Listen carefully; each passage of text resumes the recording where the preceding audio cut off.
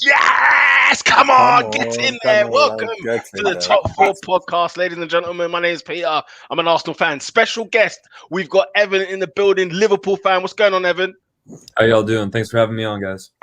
No problem. Hey, listen, Evan's got a new YouTube channel. Link is in the description below. All that football talk, all that Liverpool talk. Make sure you guys have a butchers. I'm joined by David, an Arsenal fan. Fam, when was the last time we won a lunchtime kickoff game, bro? Blood, 2-0, you're done now at the Arsenal. Vieira, whoa, Vieira, whoa. Lovely jubbly. I'm joined by Adrian, a Liverpool fan. We ain't got no money, we're gonna win the league. We ain't got no money, we're gonna win the league. We had a bit of up on the roads. A couple of midfielders behaving like cones, but we move. Small bump in the road, but we still go. We move indeed. And I'm joined by Oscar, a Chelsea fan. We've got Super Thomas Tuchel.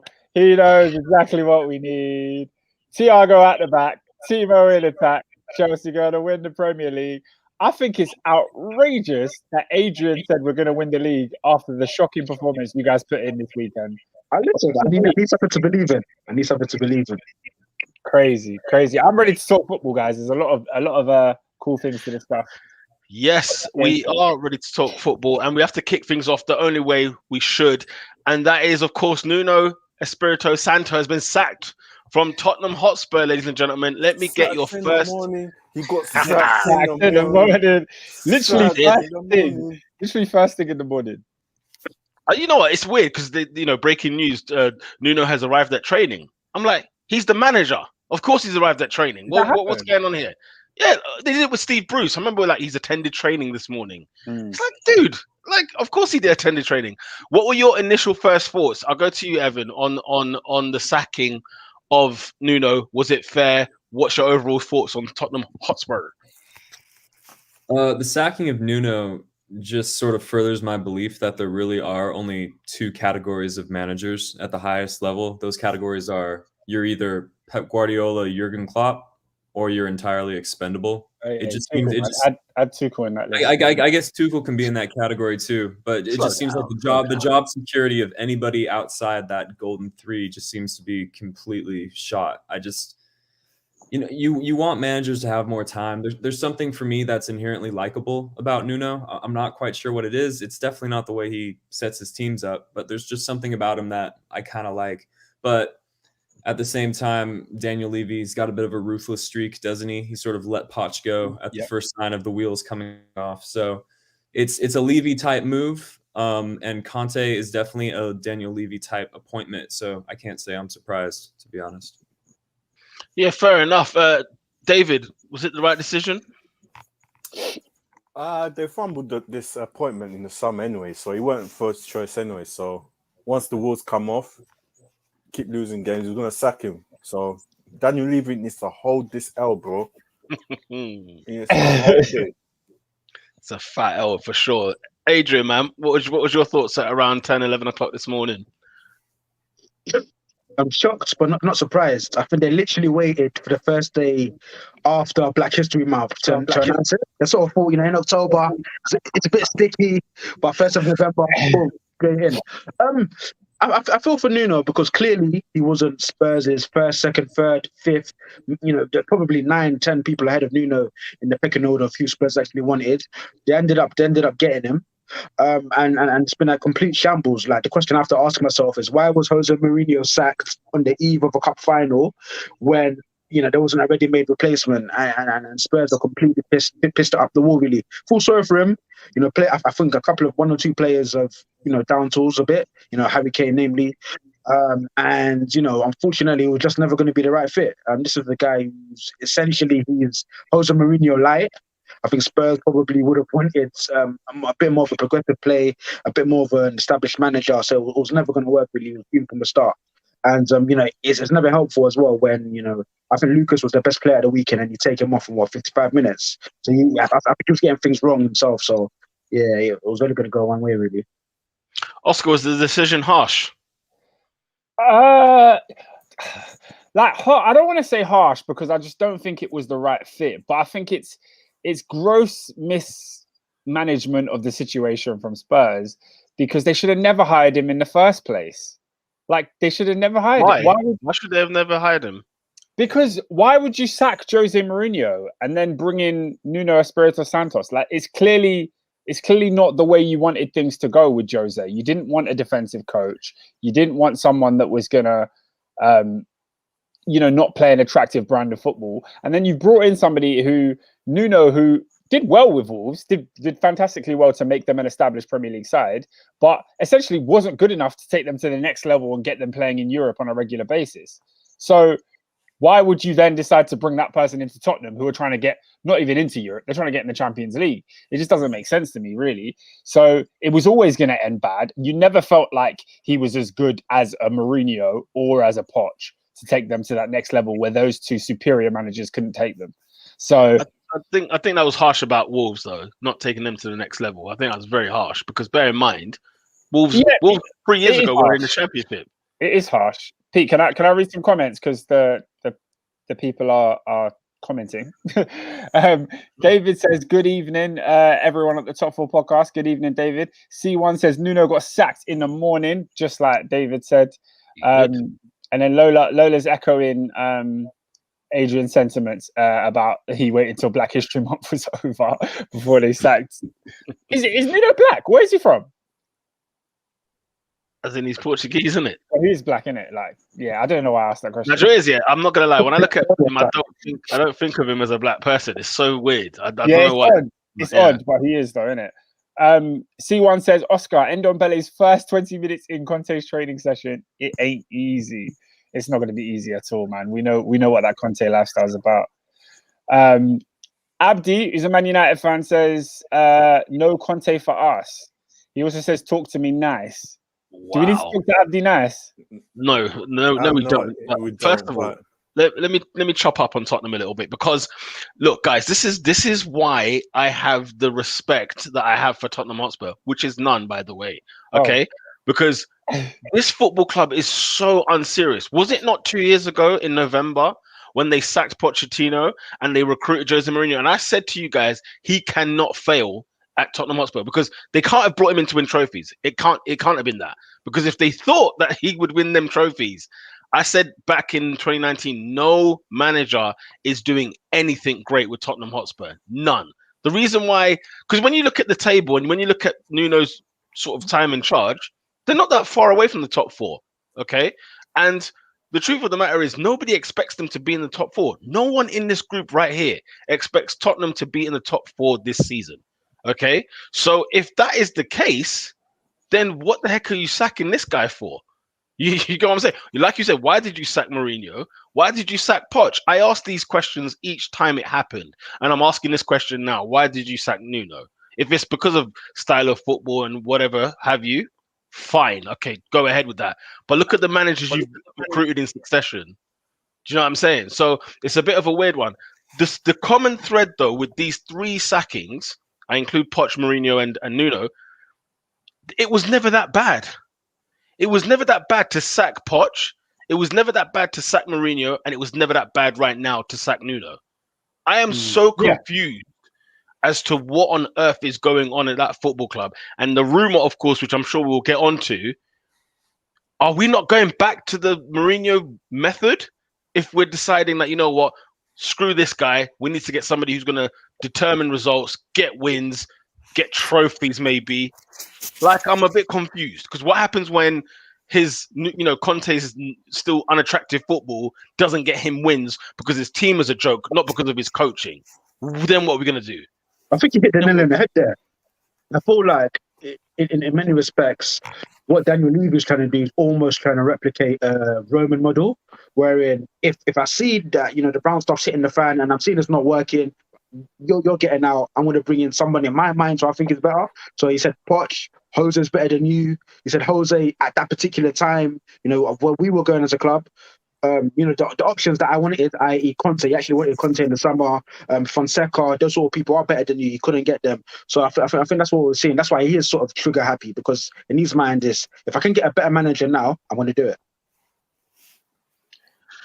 Bro, it's not about now, though, man. You man have moved into a new stadium. There's no money there. Your squad is trash. Like, bro, you should have kept Poch. Obviously, you're not going to challenge top 4 like that. Just pay off the stadium. Then after that, start investing in the team and off you go. What you're doing trying now to is skip them. You know them Wenger years after that move to Highbury. Everyone was just going. Now you're trying to skip all over that and get to the end. It's not going to happen, mate. Why does Conte want to join Tottenham Hotspur? Can anybody explain? I think he just wants to get back in the mix. Like, I think Conte... Look, if rumours are to be believed, he turned down Tottenham in the summer. So he saw sense there. But I think he's looking at them like, you know what? It's a club. They're in London. I can't, like you said with Jose, you can't really fail with Spurs. If Conte goes there and fails, it's like, well, it's Spurs, really. It doesn't look like a huge blemish on his reputation. And they've got some good players. I mean, there's worse available jobs right now. And it's 18-month deal as well. So, sure. I heard he's getting 20 mil over 18 months too, which sounds like an awful lot for a guy who has a reputation for being sort of this short-term mercenary-like manager. So, I mean, money talks. So, yeah, because I think the rejection in the summer was personal terms, wasn't it? It wasn't necessarily what's the ambition of Tottenham Hotspur. So clearly they sold this project, if you will, and obviously director of football, formerly of Juventus, also had Conte when he was there. So it's a case of there's a relationship there. And I wonder is it Paratici? I forgot how to pronounce his name. But if he turns around and says, look, Levy, bro, I can get Antonio in, just pay him the money and he'll be here. Now, whether it means it will work, I am amazed. I refuse to believe Conte is joining Tottenham Hotspur just to be back in the mix. I refuse to believe that because there are so many. Look, it's inevitable Oli will lose his job. It's inevitable, okay? Then Chelsea, you never know what, next week you can't predict Chelsea next weekend, right? Then also you might look at Arsenal, you may see something there. Who knows what goes on at Liverpool? Who knows what happens at City over the time? But or even the big clubs in Italy, Juventus are having an absolute nightmare at the moment in Serie A, right? Pochettino is bound to get sacked by the end of the season at PSG. So when I'm Conte and I'm weighing my options, my stock is really high right now. Yes, there's not great jobs available, but believe me, there will be. If you practice some patience, there will be. Tottenham Hotspur? I don't know. Pete, I got to interrupt you. We've got breaking news on the Monday Night Football. Wolves have just taken the lead. Hwang has scored against Everton. They're checking it for a possible offside. Yeah, he has scored again. He's breaking that Bundesliga curse. But I think it's just offside. Yeah, I don't think it's going to count. Big up Bruno Lage, by the way. Turning Wolves around, man. Turning Wolves around. Turning Wolves around from where Nuno left them. Lola says, sack Jose for a foundation Jose. The thing is, he hasn't got the trophy, so I can't even. It's disrespect to call him Foundation Jose or Light Jose Light or whatever it is. He's nowhere near. He's not won any trophies whatsoever that are worthy of note. You catch my drift? Yeah, he didn't win anything. So and you say, what was it, 5th, 6th choice manager, whatever it is. Abdi says, have you seen Spurs' squad? Absolute shower of crap. Why are their fans so entitled? 2 major trophies in 30 years. They need to know their place. Shambles of a club. Well, I don't know about that. Are the fans? Yeah. Were the fans right to want him out? Basically. By the way, that goal was 100% offside. By the way, just clarification. Okay. Were the fans right to want him gone? Because he's saying that the fans are entitled, and I've seen a lot of that narrative on Twitter today. People are going like, "Oh, who do Tottenham fans think they are?" Demanding nice football and demanding certain things, and it's like, a group of fans can demand what they want for their football club. It doesn't matter if it's how high they are up in the scale, how low they are in the scale. The truth of the matter is, I come back to this every 6 months or so. We have a conversation about Tottenham, and I say to you guys, take off what Pochettino gave you for maybe 18 months at Spurs. Remember, this is Tottenham Hotspur, and I was screaming it since 2014, and I was hating. I was the hater, and I'm even Daniel Levy kind of believed the noise and the gas. Oh no, we should be a Champions League side. That's why these managers are getting sacked. It's like, well, no. You did well. Your manager overachieved, but guess what? Jose Mourinho didn't get you in the top 4, and I can tell you now, Conte's not getting them in the top 4 either if he goes. Do you think like Tottenham need to start again? Because obviously, I don't want to get into the whole Harry Kane situation because we could be here all day if we talk about him. But their squad is like decent. Like they need to know their place, Oscar. They need to know their place. You're talking about knowing their place. I agree with you, but every club has to have aspirations of being greater and being better.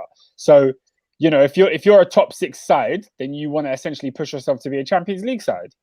That is the next. Tottenham a top 6 side. Are Tottenham a top 6 side? Wherever they are, they're trying to get better. So what was wrong with Nuno? Nuno wasn't getting them better, it seemed. I mean, I think that's really 10 games. Say again? Sorry, Adrian? I think that's harsh, because if I'm a Spurs fan, I'm looking at it like this, right?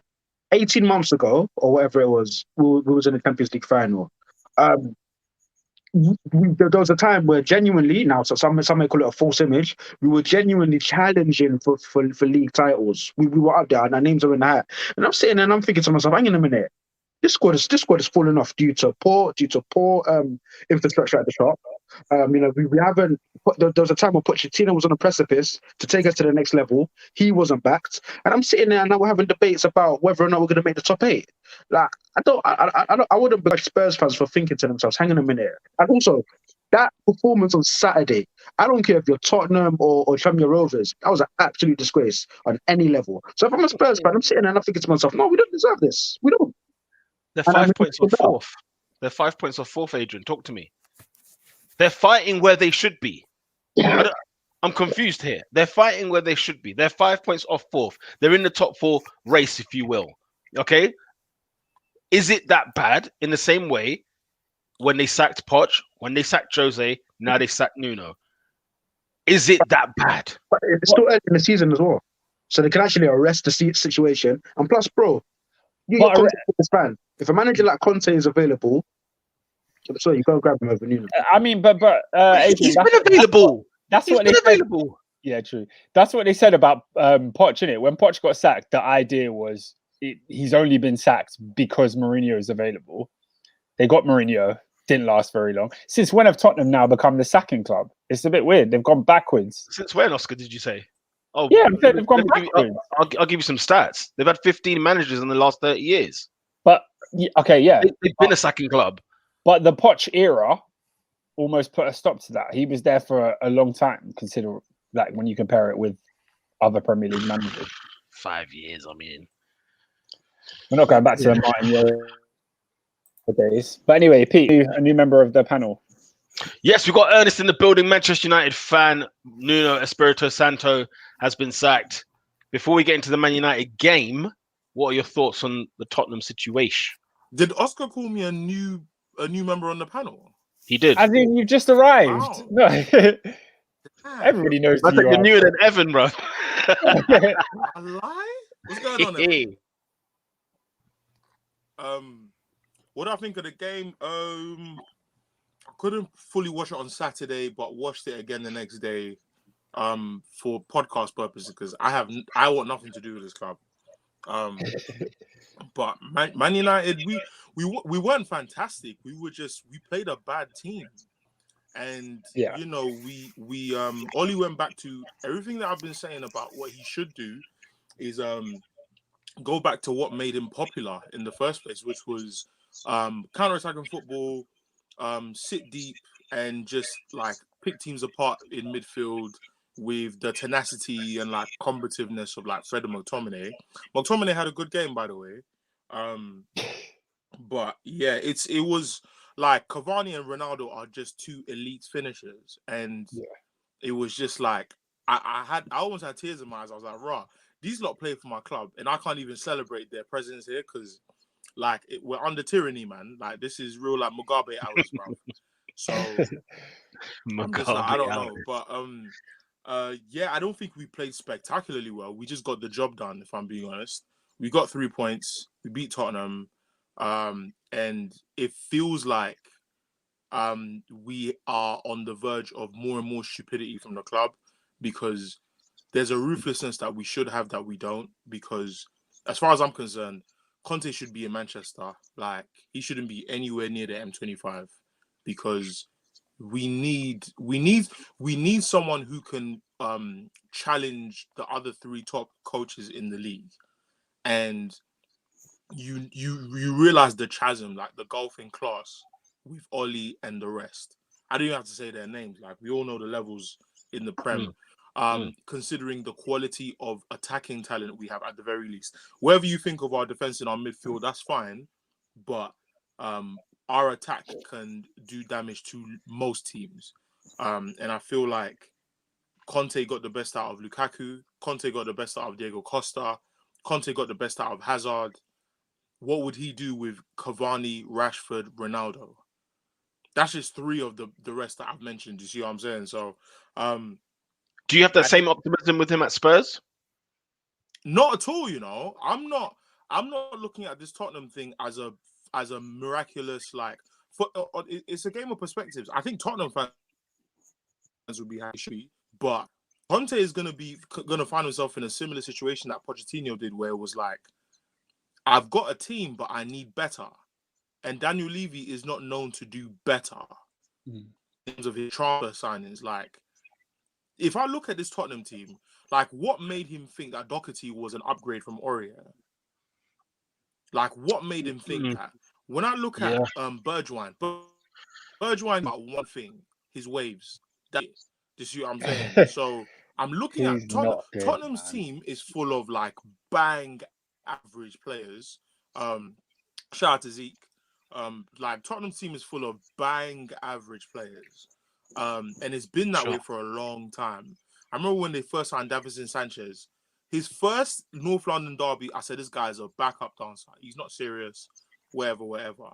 So I'm looking at Conte, like, Conte can turn water into wine for real. However, like, Daniel Levy is a very stubborn man when it comes to, like, purchases. Like, Tottenham's last 5 signings have been who? Like, Brian Gill hasn't played. I don't know how good Rodon is. I'm not sure yet. Not good enough. Yeah, do you see what I'm saying? We could talk about Spurs' recruitment for the last 8 years, and I will pull up a list of them. We could be here all day. You guys remember Paulinho? How can I forget? We're going way back with Paulinho. The thing is, though, but even, like, you know, the Lo Celso transfer fee, we don't discuss enough. He's trash. The Davinson Sanchez transfer fee, you already know that was my first initial problem. Then you even look at the like Ndombele, how much they cost an arm and a leg for those players there. Yep. We are talking about, you know, it's not like Spurs have been short of a few bob. Even though they've got £1 billion stadium to pay for, they are spunking money away. Yeah. At the end of the day, their recruitment, both managerial and on the pitch, has been diabolical, and Daniel Levy needs to hold the fattest L. That's the person every Tottenham fan should be getting at. Nobody else. It should be him, because he's the one that's caused this problem in the first place.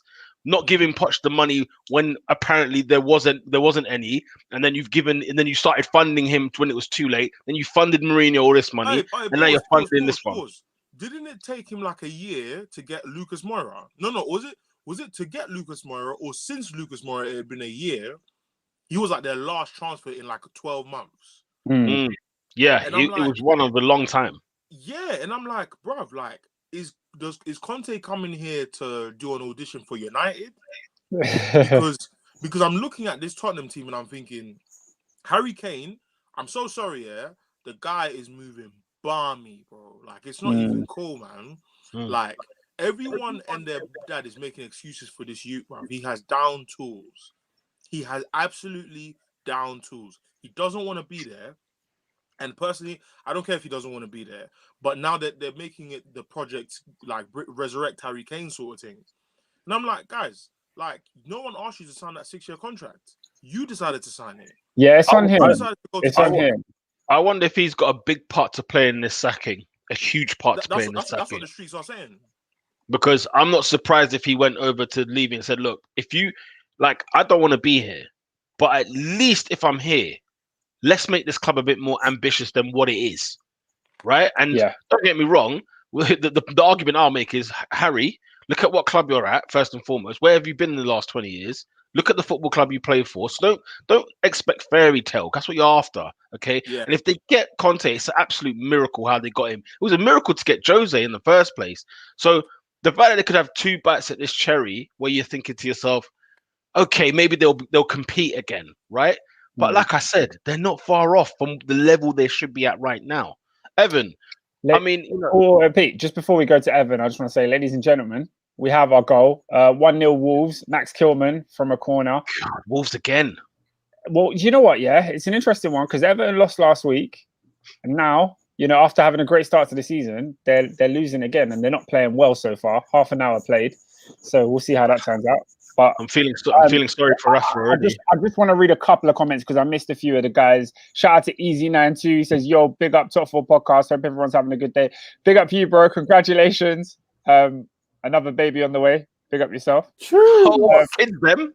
Yeah, man. Yeah, congratulations. Okay. Another Chelsea fan joining the world. Right. How great. Baraka says, if Kante goes to Tottenham, expect him to throw a fit like a 5-year-old child at the end of the season. I agree.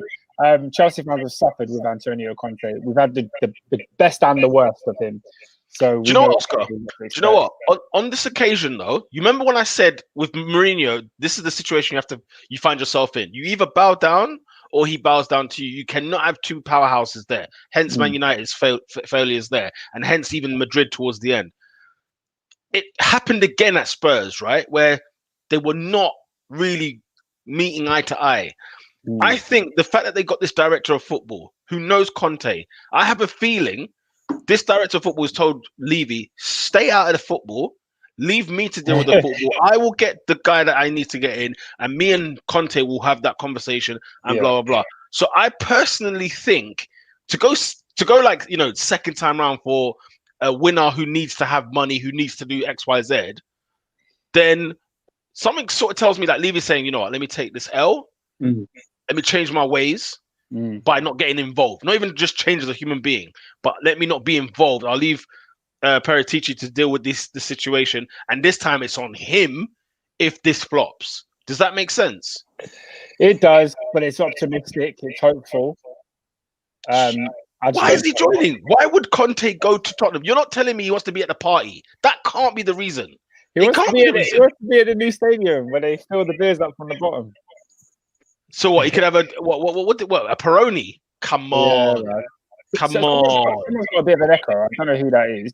But I'm hearing myself twice. No, we're only hearing you once. Is it? You can only hear me once. Yep, you got the echo. Evan, how far can Tottenham go? Where should they be aiming? What should be the plan when it comes to Tottenham Hotspur? That's really hard to say because they did the power move of building the new stadium, right? They did what Arsenal did when Arsenal had that momentum in the 2000s. They're like, let's embark on a expensive project, which ultimately, if it comes off, it'll make us too big to fail. In a sense, it'll mean we can't slide down the footballing pyramid too far because commercially we'll be too big. I think that is the identity and the philosophy behind building a new stadium. That's why you do it. The timing of it is unfortunate because they start that as the Pochettino era is petering out a bit, and they do it also during COVID, during the financial clusterfuck that is COVID. So it's like it's really poor timing from Levy. Some of it is his fault, some of it isn't. It's hard to tell what they're trying to do beyond that. Like in terms of the actual football being played, I have no idea what they're trying to do. I applaud them for building the stadium because I think that's what they should have done with their Pochettino momentum. That's absolutely the right move. But we talk about was Nuno let go because he wasn't playing the type of football that was required. You can't tell me that Levy wants to play exciting football because his last 3 managerial appointments like completely counteract that. Exactly. We're on Kante now. We just did Nuno.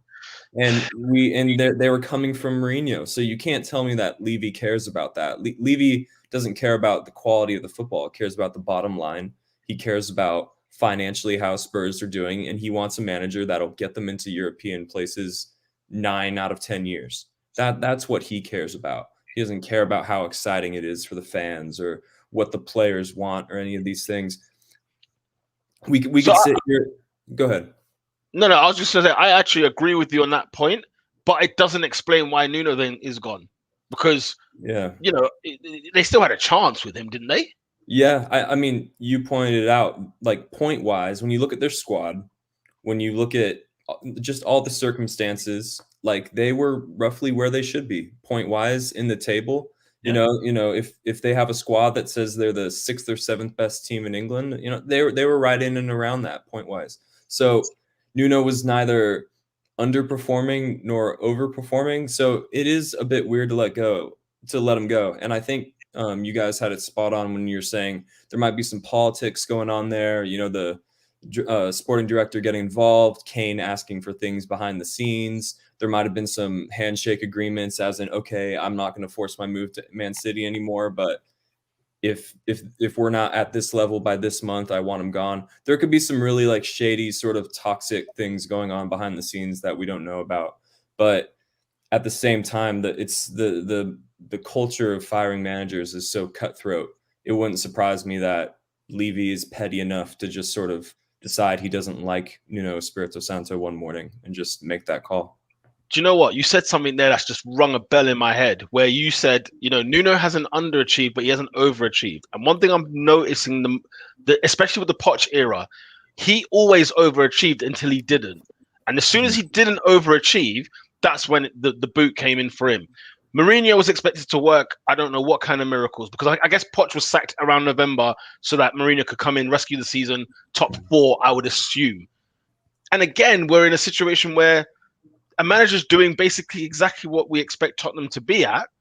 If you're not, but in my mind, I'm like, who do Tottenham think they are? You get my drift. I do not understand why they think they should be getting managers, and if they're not overachieving, they should be fired, because nobody underachieved in those last 3 appointments so far. None of them have underachieved. So it's very, very confusing. Lola's saying that they had no chance with Nuno if what they wanted is top 4, even top 6. Well, why did you sack Jose then? You catch my drift. Sacking Jose is as clueless of a decision, especially because they had nothing to come with. Like Ryan, a man in his 20s was managing the football club up until the end of the season. They sacked Poch, who has been an incredible manager for them in the last, one of the best over the last 20 years. Somebody said that they'd won 2 major trophies in 30 years. I'm not calling the League Cup a major trophy, are you? Because there's 2 League Cups since 91. No, so I want to know what's the major trophy we're talking about here. I just want to point out, because they obviously needed a special manager like Poch to navigate them through the financial hardships of building the new stadium, maintaining European momentum. They needed that guy, and you're 100% right. As soon as he wasn't overachieving in every metric, they booted him out. I mean, you look at Arsenal. Arsenal had Wenger to navigate them through that era. When they had 15 million as a transfer budget every summer. Who the hell is Bakary Sagna? I don't know, but by the end of the season, he was the best right back in the league. So they had that Sir Alex Wenger-like figure at the helm, sort of running the show. And maybe Poch was that type of guy to a lesser extent. But at the very least, the hit rate for signings was better while he was there. Some of the players they're bringing in, like I think you said it best, like for a team that's trying to navigate a difficult financial situation, they're just pissing away money. They don't have the right people making decisions. There's some shady backroom politics going on. Yeah, it'll be impressive how far they slide, in my opinion. I think they could go for a joyride down the table if they're not careful. Big joyride. Let me update you on what's going on at Molineux. It's 2-0.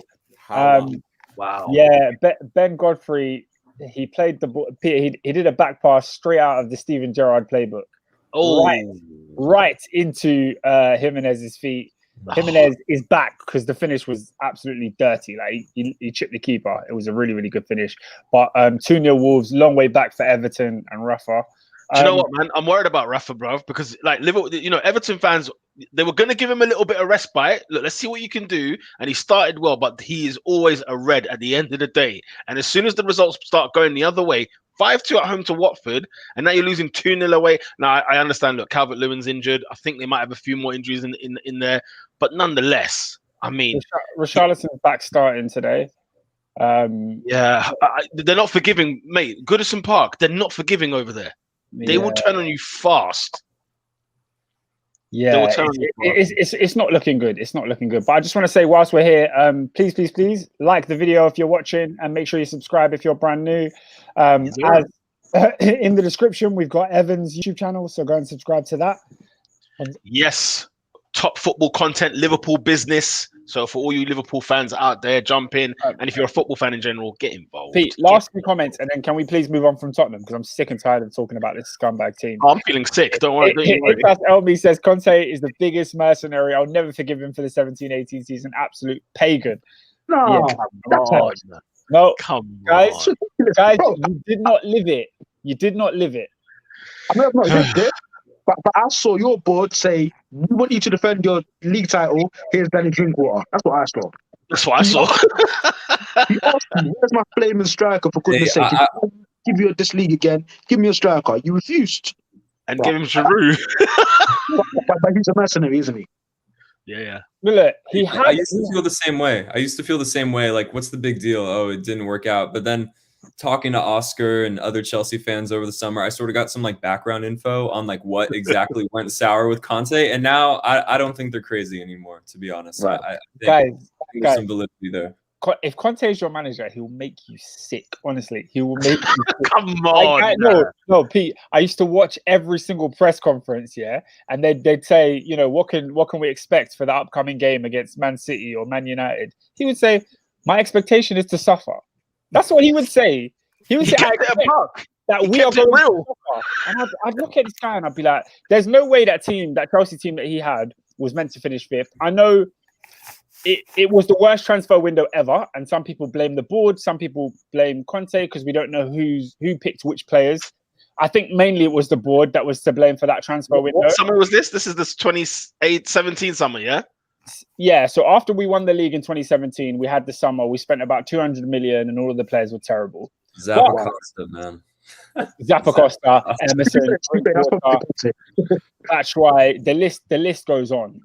God, you're naming some shockers there. It was horrendous, but it was horrendous in part. Adrian said he had no striker. He had no striker because he pissed off the world-class striker that we had at the time. So it's partly Conte's fault, but yeah, let me read some more of these comments. Yeah, we already read Lola's comment. Zeke said, Spurs went from Pochettino to Mourinho, Nuno to Conte. Do you guys think there's a clear plan from Levy? Does that look like a plan to you? No. If it is, I want to know. I want a PDF. I need to find out what the heck it is, because there clearly is not. Oh, yeah, Pete, a couple of Chelsea fans are coming in and just backing my point. Baraka says, Conte texted Costa after we won the FA Cup, telling our top goal scorers that his services aren't needed anymore. He has blood on his hands. Okay, go on. Zeke says, Conte used to say, my expectation is to suffer at every press conference for his last 6 months. The game at the Etihad also made me take a break with Chelsea. I'm not even going to lie to you. That Conte 17-18 season is one of my worst seasons supporting Chelsea. It was honestly horrible. Like, obviously, I've been fortunate to grow up as the Abramovich era came in, so I've seen a lot of success. But that season was a shocker. Worse than the Mourinho season. Yeah, the thing is, Conte won you the title when you lot were coming from obscurity, by the way, because the year prior you finished 10th, and we're lucky to even finish 10th. I think Hiddink had like 9 out of 10 wins, right, in his final, his little stint he had. And man won you the league the next year. Not even like, let's build this team, boom, boom, boom, boom, boom. But like, it goes to show, just like I say about Mourinho, if you give man the peas and you let him do what he wants to do, Conte wins titles. There's not a club he's managed. Obviously, he's managed clubs before Juventus. However, since being Juve manager, he's cracked the code in terms of them winning the league when they hadn't won it in ages. He's then won it with Chelsea. He's gone back to Serie A to break the curse and win it with another Italian side. Like, listen, if you give man the needs, because yes, he is very ratty. He is very, he's going to be on that board's neck. He's going to be on their neck from day one. And say, if you think I'm going to get you anything, he said it at Inter. He wanted to leave Inter for years because he was like, what are you not giving me to win this title? They finally gave him what he wanted, and he still said, nah, bun this. You're not trying to sell my players. I'm out of it. So don't worry, this relationship at Tottenham will not last long, by the way. It will not last long. Pete, before we move on, Abdi has been patiently waiting. He said, I've been here 40 minutes and no one is talking about United. If we had lost 3-0, it would have been the main event. You absolute haters. Can I talk about... Would it have been if someone's got sacked? Would Man United be the main event? I mean, if this was the El Sacico, wasn't it? That's what they called it. So if Man United had lost 3-0, we would be sat here talking about Oli out. But, you know, Oli's still in a job because Cristiano Ronaldo is still that guy. I understand why he wants us to speak about him, because they did play a new formation. They did try something different and it came off. The only real issue here is that the Spurs are that bad. Lads, it's Tottenham. Yeah, that's what it is. It's Tottenham. Abdi, be very, very careful, because you said talk to me nice. Remember who you're playing midweek and remember who you're playing on Saturday, okay? Because we'll be looking for you Monday night. We'll be looking for you again next Monday when City have had a piece, when Atalanta may have had a piece. Do you know what I'm saying? But listen, credit where credit's due. You beat Tottenham Hotspur 3-0 away from home. But, you know, again, I mean, Tottenham gave you the cushion. No disrespect to Man United. No disrespect. You played well and you done what you did best with your counter-attacking football. It worked. You picked your moments. Tottenham's defending, guys. We've rinsed Manchester United on this podcast about defending. We've rinsed Arsenal in years gone about defending. Let me tell you something about Tottenham Hotspur's defense as a unit, as a collective, as a bond. It does not exist. Never put your stocks in their defense. Never in your life. Put any shares in there. Let me give you Talk to me, bro. Yeah? Talk to me. Here's why things should get sacked here. 5 wins, 0 defeats, 5 losses, Goals scored 9. Goals conceded 16, bruv. I'm sorry, bro. It's not good. It's not that great, bro. We played 10 games, bruv, and you only scored 9 and you've conceded 16. Have you got less goals than games? He's lost 50% of his games. Yeah, he's lost 50%.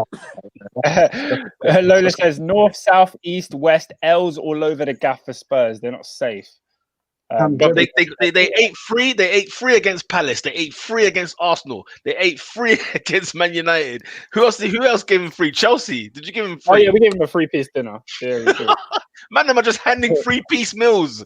Yeah. Kano's meal. Lola says, I said it before. Why are you gassing the Spurs win? They're dead. It's true. Can we move on from Spurs? Yeah, we can move on from. Had enough. Yeah. No, I mean, look, at the end of the day, we know what we're going to expect. We'll go back to last week's pod and copy and paste that for next weekend. Once Man United have gone through Atalanta and City, we're pretty sure of it, especially Man United being at home. If Man United were away, I would have said, maybe. But they're at home and Guardiola will take the mick. He'll take the mick, especially as City lost on the weekend. We'll get to that as well. Because we don't beat them at Old Trafford, you know, under Oli. We beat them at the Etihad. So... Yeah. Oh, you yeah. got a good record out there. Yeah. Where? But the plus is that Laporte's out. And we'll see what we can do with Stones, but I'm not hopeful. No. I don't surprise you. Oscar, where should we go to next? I think we should go to Merseyside. Merseyside. Oh, we got our Liverpool mates. We got lovely stuff. We got a couple of Liverpool fans that need to explain what happened on the weekend. First of all, to the Liverpool fans in the building, a point gained or 2 points dropped? Adrian's face. I'll let Evan take this one. Big debut. Well, it's 2 points dropped, and it's I mean that's how you have to look at it. It's the nature of the Premier League. Every single game weighs a ton. That's why we love it. What happened specifically? I mean, tactically the points were lost in midfield. Without Fabinho, without Thiago, there's no control. There's gaps all over the place. There's a clear playbook on how to get at Liverpool with that midfield 3, or without those 2 players at least. And because the nature of the Premier League is the way it is, it goes from this 3:00 kickoff at home to Brighton, where we're 2-0 up inside 30 minutes. It seems to be like a free hit, just like an easy win. And then you hear that City are completely capitulating against Crystal Palace, and then we go on to drop the points. So all of a sudden it goes from this lackadaisical, sort of casual, easy win type of situation into a potentially title deciding result. Because we all know, everyone here can attest to it, at any given moment, City can win 20 games on the bounce when it matters the most, regardless of how crap they look during the winter. They can just turn it on in March and just go on that run. Facts. So, yeah, it's a really disappointing result for us. A lot was made about how when Liverpool went to Old Trafford, they didn't really have to get out of first or second gear to win so convincingly. That's true. But Liverpool definitely didn't get out of first or second gear against Brighton, and they were punished by a superior team, tactically superior to United. So Brighton had a game plan. Credit to Graham Potter. He kept his team in the game when they were sort of teetering a bit. But yeah, it's 2 points dropped, and I'm trying to keep my head about it because, still undefeated, basically qualified for the round of 16 in the Champions League. So it's not like, all, when it rains, it pours type thing. But, it is 2 points dropped. Definitely. Evan, what did you say though? You were 2-0 up. Okay. Of course, if you're 2-0 up, you should put that game to bed, especially when it's teams like Brighton. However, Brighton had 6 shots on target. They nearly did score in the end when Trossard was, should have buried that at the very end of the game. The reason I asked the question was more so because when you look at the way the game panned out, it could have been very easily, you could have been a loss at Anfield, which would have been very, very scarce. But yeah, that's why I was thinking, is it 2 points dropped because of the fact you were 2-0 up, or that it's against Brighton, or should we look at it as a point, sort of saved because of the way the wind was blowing towards the end of the game?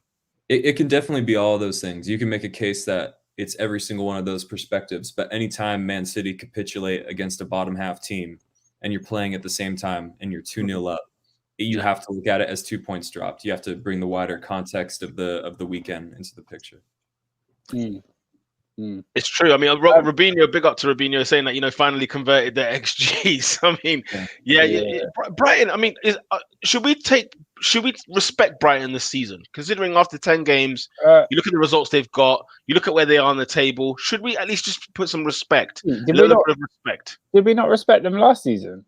I feel like we respected them. I sure as hell didn't. You didn't, but I was in. Why did you? No, as in I respect what they're about.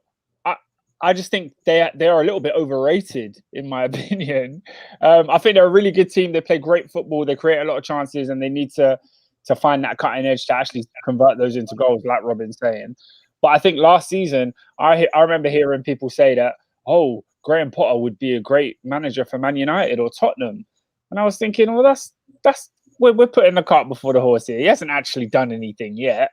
Like he's played a decent brand of football, but last season they were fighting relegation towards the end. Like, let's not lie, they didn't have a top half finish. They weren't pushing Europe. So my whole thing is I'm going to wait until they're doing something that is beyond what you feel the squad is capable of. He's made some of their players look really, really good, and credit to Graham Potter. He's the coach is probably the best thing about the squad. But yeah, I'm going to wait. I'm going to wait before I call Brighton anything special.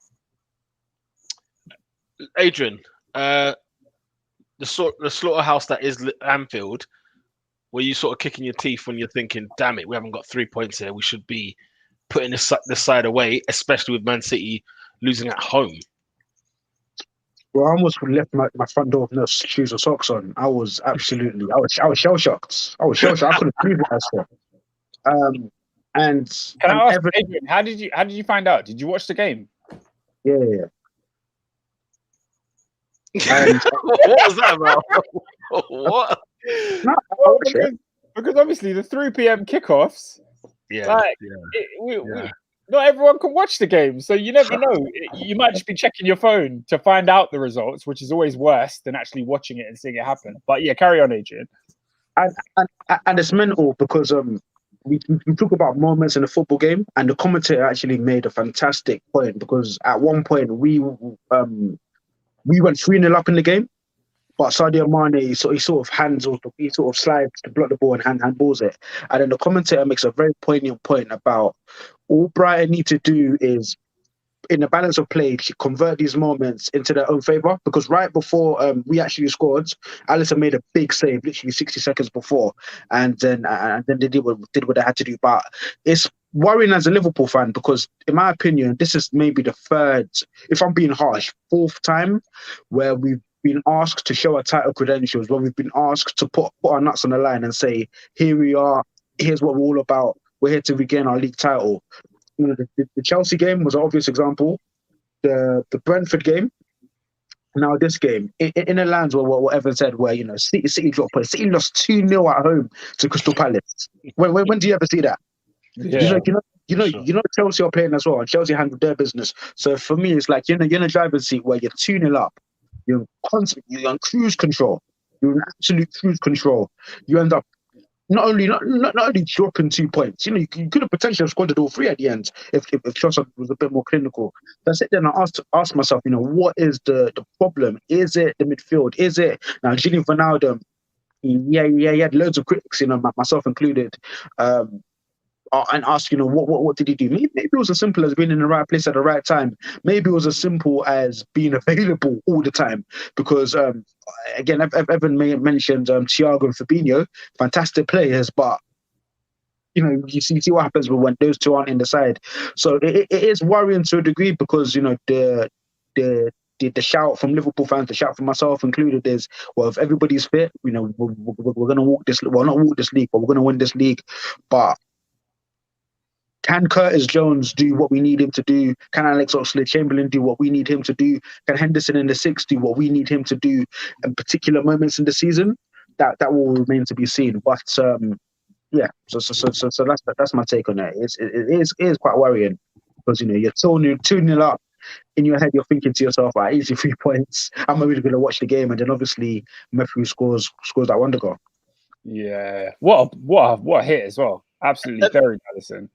Evan, where do you think Liverpool will finish at the end of the season? My prediction ever since the transfer window shut was that Liverpool will go deep in both major competitions, but ultimately fall short due to a lack of unaddressed squad depth. So I could see us doing second and being within 6 to 7 points of first, and I can see us, getting to the semis of the Champions League, potentially a final, but maybe falling short because I think we left quite a lot of holes in the squad without making any major signings apart from Kante in the summer window. Wijnaldum's been a huge miss. He's unpopular on about 50% of Liverpool Twitter. He's a really divisive kind of figure, but you can't say that Liverpool haven't missed him. The guy who plays nearly every game in a run where you get 103 from 105 points in the league can't be that bad, can he? So it's must be doing something. Yeah, and you can see Wijnaldum's skill set. He plugs holes. He's conservative. He's fit. He's as athletic as almost anybody in the league, and he can play 9 games in as many days. So I think I try to be really careful when I talk about what the club should and shouldn't do in the transfer window because, as you guys know, Liverpool have gotten so much right in terms of recruitment. So it feels over the top to bite their head off over everything I disagree with. But what I think is a complete malpractice and a complete failure is for them not to have had a Gini Wijnaldum replacement lined up the day after he left, because the club knew for some time that he wasn't re-signing.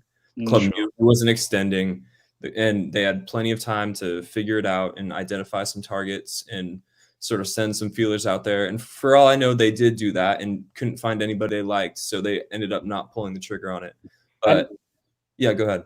Yeah, just to add to that, we know that Liverpool, obviously, they're not big spenders in the market naturally. The fact that you guys were linked with Saul, who Chelsea ended up getting for $5 million on loan. Yeah. That's a deal that you could have easily wrapped up. I don't understand why we've got a surplus of midfielders, and that last minute deal where it's a player on loan, Liverpool weren't straight in there first in line to say, look, we need this guy because we know the squad depth issues we have. It's an unfortunate one. It's strange. I was just going to say, because the Klopp, it's well publicized. Klopp likes a small squad. And obviously there's some benefits to that because he's arguably the best coach in the world and he knows what he's doing. So I'm not going to sit here and tell Jurgen Klopp that he's wrong for liking a smaller squad compared to other top teams. But there was some, in the previous summer, before all of Liverpool center backs got injured at the same time, Liverpool went into the season with 3 senior center backs and Fabinho as sort of a fourth choice break glass option. And they thought they could get away with that because they would rather get Jota and Thiago instead of just Thiago and a center back. They wanted a forward over a center back. And that's okay. But their bluff was called when all of their center backs got injured. So they're doing the exact same thing this summer. They lose Wijnaldum. They're clearly a body short in the middle of the field. And it's the same approach as last summer. As we're going to ride our luck and see how far we can go. And it's made me realize that Liverpool play high risk football, both on and off the pitch. We really do. We really toe the line. You know what I mean? We play with a really high line. We ask a lot of our players physically, and we go into the season consistently with not as many players as we probably need. And we saw an extreme example of getting caught out for that last season. Whether it will be to the same degree this season, I don't know. But for me, the cracks are already starting to show in terms of who you can rely on as an actual squad option. Because me personally, I've learned just over the last few years, regardless of how good they are as individuals, you cannot think of the likes of Joel Matip, Naby Keita, and Oxlade-Chamberlain as viable squad options. Because when you need them to be a squad option, chances are they're out with a knock or something unserious. But it's just how it is. Horrid. Thank you for the 40 million quid for the Ox. You're more than welcome. Speaking of Ox, I want to go to Bosslight Endo, who's also a Liverpool fan. He's got a lot to say on what's happened this weekend. He said, Ox out, please get this guy out. The best thing he's done the past year is that TikTok with Perry. Bloody hell. That is crazy. One hell of a dance. He also said, we aren't winning the league. I don't expect to. We are weak defensively. It ain't a shock that every time we face a half-decent team, we leak goals. Our game management is poor. He also said, our defense has been shaky for a while. I'm not shocked. I said after the United game that it was more about them than how good we were. This result was coming. That midfield is arse without Fabinho. Is he Strong right? words. Strong words. Yeah, but a lot of people are talking about Fabinho being missing, Thiago being missing. C1 London says no Thiago, no Fabinho, no control. But the rebuttal to that would be it's not a shock. These aren't players like Ronaldo that have had exceptional injury records for the past 4, 5, 6 years, and all of a sudden, it's been a bit ropey. We knew when signing Thiago what he was all about. And on Saturday, you look at the Brighton side, and you look at someone like Yves Bissouma, and you just think to yourself, this is a Liverpool central midfielder. He's energetic, rushing into tackles. He's good offensively as well. So I do think that from the Liverpool side of things, I think we probably expected youngsters to fill the voids. Curtis Jones, Harvey Elliott. Unfortunately, obviously, you see what happened to Harvey Elliott. So now we are in a bit of a conundrum where we do need bodies, essentially. But as Ever said, apparently Klopp likes to have for team cohesion, and obviously players sort of get offended when they're not playing. It's tough. And on the Ox point as well, his career's over, unfortunately. He's 28. Liverpool are down to their bare bones, and only now is he being considered for starts. It's no good. Yeah, horrible. Yeah. A few more comments. Abdi said, man said undefeated with 6 wins, 4 draws, and they want to diss the invincible. He also says, how are you undefeated and still second? The dropped points to Brighton and Brentford from winning positions. I want to start a case on Liverpool's defense. It's so overhyped. Wow.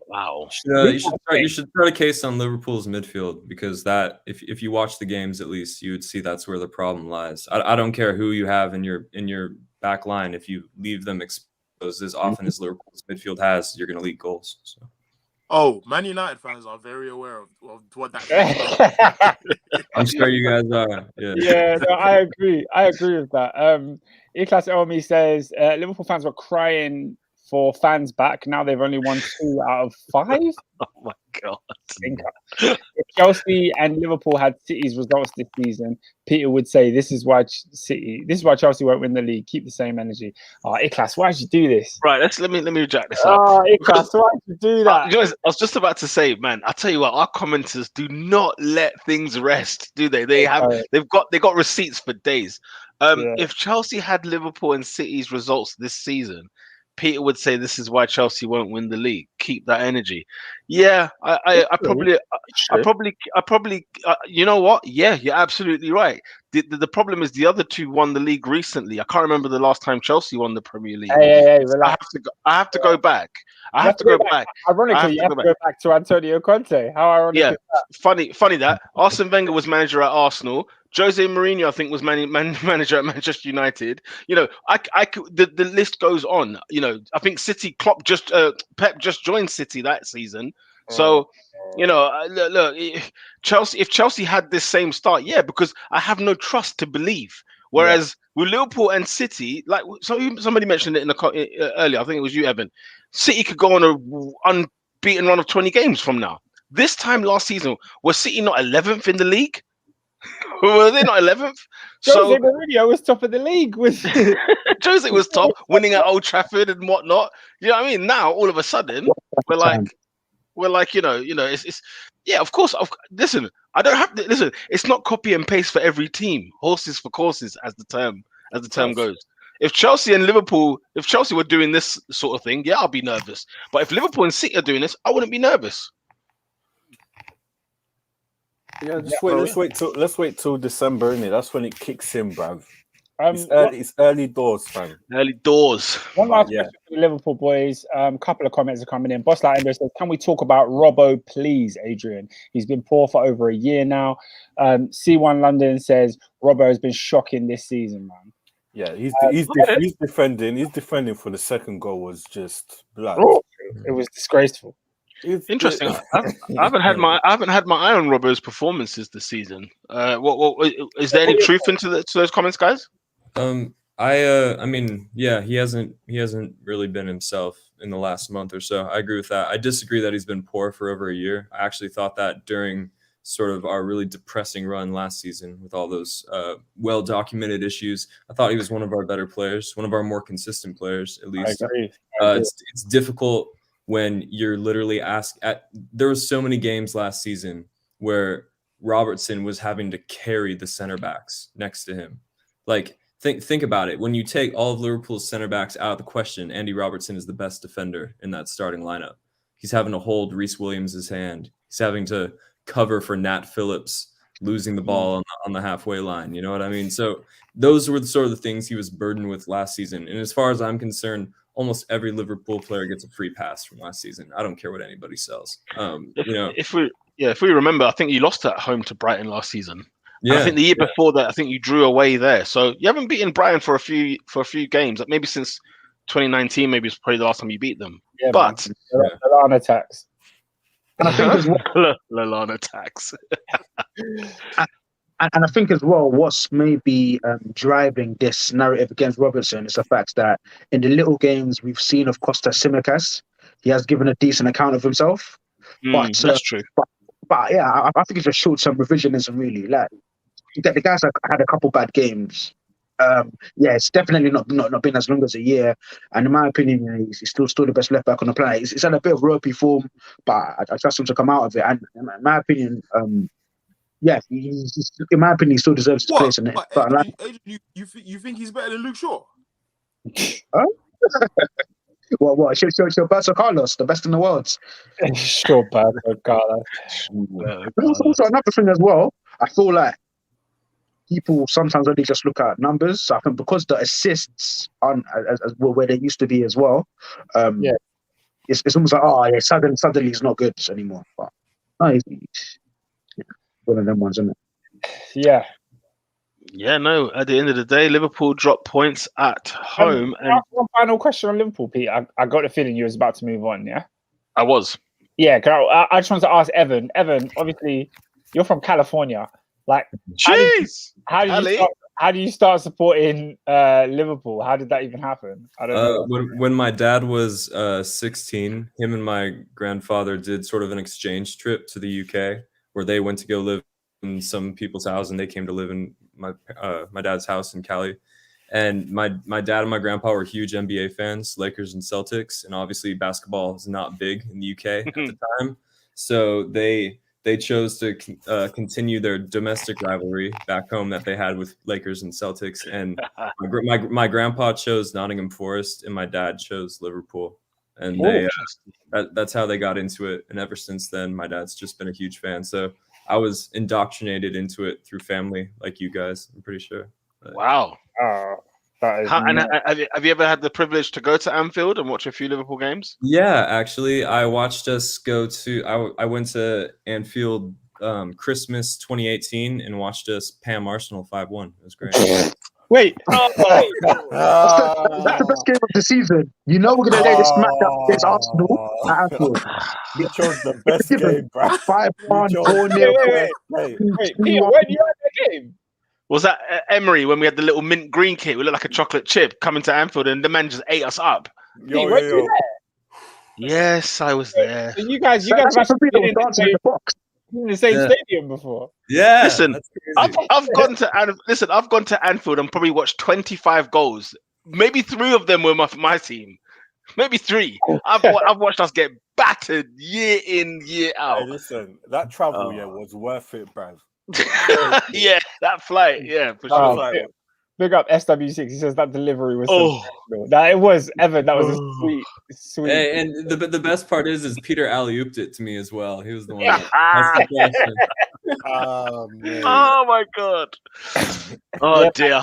Well, obviously talking to you, I know that you're a dedicated fan. You're watching 12:30 kickoffs at ridiculous hours. Like, what time is it for you now? It is 2 p.m. for me right now, and a 12:30 kickoff for you guys would be 4:30 in the morning for me. Hey. That's an outrageous dedication. Hey, I'm telling you guys do not know the unique pain of waking up at 4:30 in the morning and losing at Turf Moor. You guys don't know that type of pain. Losing to Burnley. That is a different level of pain, you know, when you think about it. 4:30 for me to watch that shower. Oh dear. No. Oh dear. Yeah, I'll be livid. To lose, like to watch your team lose at 4:30 p.m. Do you know how mad I would be? It's funny because 4:30. like it's mad because, like, you know, watching say like wrestling events and it's at 1 a.m. or watching like the NFL Monday Night Football late at night, I'm hacked off just because I have to be up to watch it. Never mind if the team's won or lost, but when it's your team and you're dedicated and you want to see them win and then they get beat, Burnley, geez, you're just thinking no. Horrendous. Stay away from me for the 24 hours. SW6 says, big up everyone, reporting live from Molyneux. Everton are looking disgraceful. Oh, dear. Well, they've just brought on Fabian Delph, so it's only going downhill from here. He is trash. Bro, he's stolen a living. He's stolen a living. I'm serious, man. Like, since Villa, when he was at Villa, you're thinking, yeah. No, you know what I'm saying? I knew he was a villain when he was in the Man City documentary, and he was telling big ballers, it was a simple game. Just pass and move. Simple game, lads. Yeah, you have to focus on the basics. It's the basics of football. He kept saying that. I was like, listen, if do not look at David Silva and talk to him about the basics. Do not do that, bro. You think me, big man Sergio Cunaguero, can listen to this guy? What? The only thing you've won in football is because of me, and I have to sit here and listen to you. Oh, get out of here! Get out of here! He's an excellent professional, Fabian Delph. Much respect. Yeah, I bet he is. What passion? Yeah, he had a good season on left back one year, won the league. See, stealing careers. He nicked a left back position for a whole year. He stole a living. Is absolutely spot on. You see the year that City won the league on 100 points. When they went to Stamford Bridge and he put in a shift. Hey, bruv. Fabian Delph was a decent left back option for City that year. He was moving brave. Ernest, bruv, you're talking about a guy who played like at least number 10 playmaker for Aston Villa. Was at the left back for Manchester City. Bruv, are we gonna sit here and pretend Pep's a wizard, man. that Pep is not a wizard, bruv? He's a mad scientist. I've seen him play. Bruv, he's got Zinchenko wearing number 11 playing left back. Are we He's a going to nutcase. discuss the manner of madness that Pep Guardiola? What is going on here? It's interesting. Is Rafa having a mare? Is Rafa having a mare? Oh, Rafa, come on, sort it out, man. Nah, it was actually Wolverhampton. Wolves goalkeeper. He, like, Oh, Sarr. Jose Sarr's having a laugh, bro. He You know what's passed the ball mad? to Richarlison. It took me like 3 games to clock that Rui Patricio wasn't there. Oh, I swear. Where's Patricio now? I watched him the other day. With Jose Mourinho at Roma. Oh, Roma, yeah. Hold on. He left Wolves for Roma. Yeah, he's Roma's number 1. So please tell me, is Wolves' number 1 Portuguese as well? You're damn right he is. Where was this going to come from? Ernest, no cap, yeah, no cap. On Football Manager 2020, one of the philosophies of Wolverhampton's recruitment is Portuguese players. No word of a lie. No word of a lie. You listen. I've got the receipt. I will screenshot it and send it to the group chat. I bet flipping Connor Cody's missus is Portuguese. I bet that's his connection. 1,000%. Because I'm so sorry. Like, bro, they've got play. Can I just say though? Trincao. Connor Cody is the imposter. He's one of the worst defenders in this league. And the Whoa. he's an imposter. He's an imposter. The fact that he's in the England squad is horrific. Yeah, I don't get it. Have you seen the England defense though? Look at the England pool of central centre backs. Yeah, him, Oscar, steady. Go on. Look at the pool of English centre halves when you are Gareth Southgate and you have to pick 3. He doesn't play 2. You have to pick 3 of them. They have 4 decent centre backs in England. Name them. I'll get onto it. For some reason, yeah, and I don't know who they've paid, who they know, whether they have a granddad that works in the FA who's getting them jobs, but Connor Cody and Tyrone Mings, I don't know what they have on Southgate. I don't know what they have on him because they're both terrible defenders, yeah? Clearly, you've got Maguire, you know, we can talk about how bad Maguire is, but I think he's actually good enough to be England centre-back. You've got John Stones, you've got Fikayo Tomori, you've got Joe Gomez, who when he's fit is better than those guys. Even Ben White, I'll have before Connor Cody and Tyrone Mings. I'm not going to lie. Everyone you just described there is meaty. Mead. Yeah. I'm gonna go out on a limb and say Michael Keane is better than those 2 guys. Woo! And he's stinky, so that's saying something. He stinks as well. God. Yeah. Go look at how many goals Michael Keane concedes a season. But also, Oscar, Tyrone Mings is clearly the Rooney Rule. That is the only reason he is centre half for England. It's the only reason. Because none of you can tell me through affirmative action. That's what. I was about to ask what that means. Okay, I got you now, dude. Okay. What? All this racism out of football, Black Lives Matter, the push we have been on. We've had Black History Month. The push that has been going on for us man them, right? And you're telling me he is worthy? I'd have Concert ahead of Tyrone Mings. Yeah, Conce's better. Conce's English and he's better than Mings. I don't understand what's going on here. Conce's English is better than Mings. Thank God Dean Smith finally dropped Tyrone Mings this weekend. And then Conce goes and gets himself sent off. I was going to say, if there's a weekend where you're thanking him for dropping him, this isn't one of them. Allow me to read some more of these comments. Lola says Cody is stealing a space at centre-back. She says Cody is a thief. C1 London says Cody and Mings, honestly, absolute thief. Lola's not having Keane either.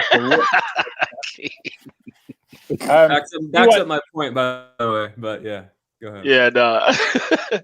Guys, honestly, I'm watching this game and I got shot like in the head the last time I said this because this guy scored. But how good is Richarlison? I'm tired, man. Because the last time I asked this question, he scored, I think, 2 goals. Like, he is bad. Is he bad? Is he bad? Yes. I think he's useful. I mean, a spoon is useful. You can't use a spoon to cut grass. Yeah. No, I agree. How old is Richarlison? I'm not the biggest overhyped players I've ever seen in the 1997. How old is he? 97, you said. Yeah, where that makes him? 24, I think. So yeah, he's 24. Guys, I would never wish injury on any player.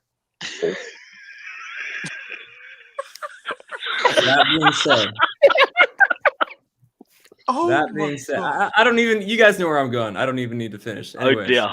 Next topic. No, he's not. No, guys, he's not good. Wait, that's wow. Cliffhanger settings. You got to finish this, Evan. What? Why Richarlison? Richarlison wishes injury on other players, man. No. Oh yeah, that's a. You guys forgetting he literally tried to end Thiago's career last season. Yeah. Yes, he did. Yeah. That was worth a tackle, by the way. Yeah. In the same game. The thing about the Pickford one is that, on reflection, I actually think Pickford just got a head full of steam and forgot what to do with his body. But Richarlison was trying to end that man's career. You cannot convince me otherwise. Fantastic. I hear that. He is a frustrating player to watch. I always feel like he's going to be the next thing, but he doesn't end up doing it. He's 24. Yeah. He's 24. Is he Pato part 2? He's got that, that Balotelli in him, bruv. I was just about to say that. He's got that. You can tell there's a player in there, but up here. I was gonna say Balotelli in that he's got all that unlimited skill and potential, but at the end of the day, he's a fucking idiot that can't keep his head. So, I thought that's where you were going with that, but yeah, I agree. You literally, he's so stupid. I was just watching. I forget who Everton were playing last week, but he's just so stupid. He gets told off by the referee to calm down. And then literally in the next phase of play, 20 seconds, he just goes for the ankles and gets a yellow card. He's literally, he's literally stupid. I don't know. Yeah, I remember that. He's just been told off and he goes and sives down. I forgot who it was. Yeah. I was like, this guy, man, come on. Come on, that's the Balotelli gene right there. That is the Balotelli gene. I hear that. That. C1 London says Concert and Tomori are clear. Godfrey's even better. Hey, Oscar. Yes. I know. Boss asking. He was asking me about. He asked you tickets for game, bruv. Yes, he wanted to know if you could. He said, "David, bust me for Liverpool versus West Ham on Sunday." Listen. West Ham are enjoying themselves. Yeah, you can't get into the way end. The home end, bruv. They know they can. They will smell you. They will smell you, cuz. Not only that, I'm sure it's sold out right now. West Ham are doing amazing, bro. Mate, West Ham fans are the funniest people ever. There was a time when they came to Arsenal one year. Imagine that in the lower tier in the West Ham end, they're giving it sticks, right? And then this Arsenal fan from club level throws something at this West Ham fan and just starts berating him, cussing him, whatever. The West Ham fan somehow gets on club level. I don't know how. Gets on there, finds the guy and bangs him in the face. And then the steward is like, I have to take you out now. He goes, yeah, I know. I just wanted to knock him out. He's been an absolute tool for 45 minutes. No problem. Man walked out before half time. I said, nah, they're different breed. They're a different breed. Once they see boss like Endo, they're looking at that. They will look at you straight away. This is not one of ours. Where's Green Street? You know where Green Street is? That's what I'm asking. Yeah. Where did you sit at Upton Park? What was the seat number? What was the block row and seat number? And if we find out you're lying, we're going to take you at Upton Park. It's a standard procedure. West Ham. Oscar, where should we move to next? Bro, it's up to you guys. We could go to West London. We could go to North London. We could go. Let's go to North London very quickly because we got a very, very, very impressive victory. You know what I'm saying? 2-0 to the arse, beating David Brent and that Brendan Rodgers camp. David. Yes. Can I get you on board now? To just celebrate the win. Celebrate the win with me. Yeah. I'm delighted because I've been celebrating wins for 2 months with nobody else. Okay, I'm happy. I'm happy they didn't let me down, bro. So it was good. Ramsdale's looking good. Won't lie, fam. Aaron Ramsdale. He's looking good. He's looking good, man. Leno can just sit down, bruv. Let him Needs sit to over hold there, that L. We're just keeping clean sheets left, right, center, bruv. I'm happy, bruv. Let's see, bruv. He's in a good run of spell. What more is there to see? My goodness, Listen, my friend. Liverpool is coming up on the 20th. Write that off. Just write that off. Listen, I'm not even including that. We're beating Watford. No worries. Watford, that's 3 points. I expect 3, bruv. It's that Liverpool one. Let's see how he does, bruv. Listen, Liverpool is a case of 3 and 4. Don't worry about that. Just write Liverpool off. Let's go with this team. Let me see what he does in it. If he reverts back to type, then hey. It's not our competition, bruv. Our competition was Villa, Spurs, Leicester. We beat all 3 of them. That's our competition this season. And I'm glad. And we were actually convincing. We pressed the hell out of Leicester. We were battering them in the first half. We did not necessarily say hang on in the second half, but there is that's what needs to be added to Arteta's sort of game. Let's keep this for 70, 80 minutes at least, not just 45 or 50 minutes. Can I ask you a question, Pete? Just before I ask my question, I just want to say we have a game on here. Former Arsenal man Iwobi has made it 2-1. Yeah, man. Everton weren't playing terribly, I don't think. So I think there's a game. How many minutes left? It's the 65th minute. There's a lot of time. There's a bit of time there, John. And Godfrey was involved in the goal, so he gets a bit of redemption. But back onto the Arsenal. Pete, were you at the game? No, I had to think about that. I was like, where was it? I had to think about it. I was like, where was I? No, I wasn't at the game. You seem to try to convince David that this is all good. Do you think Arsenal played well against Leicester? Battered them in the first half, yes. Absolutely. Especially take into context what Arsenal we've watched in the last 18 to 24 months. The type of Arsenal that we've been like, don't get me wrong. Remember, even just go back to this season, start of the season, Norwich at home, Burnley at home. You know, there were some games where you're just like, was it not even Burnley at home? Was it Burnley? Burnley away, sorry. And there was another game as well this season where it was just like, yeah, all right. You know, it wasn't convincing. We're slowly getting there. Remember our horrific start, losing at home away to Brentford, getting absolutely shambolically slammed by Manchester City. Losing at home to Chelsea. You know, so those first 3 games, we had 3 L's and we haven't lost a game since. You know them ones in all competitions. So at the end of the day, it's like, if I said it's going to be a roller coaster season, we're going to listen. We've been on a massive high lately. That dip is coming at Anfield. let me assure you, there's going to be a dip in that roller coaster journey where Anfield will bring us back to life.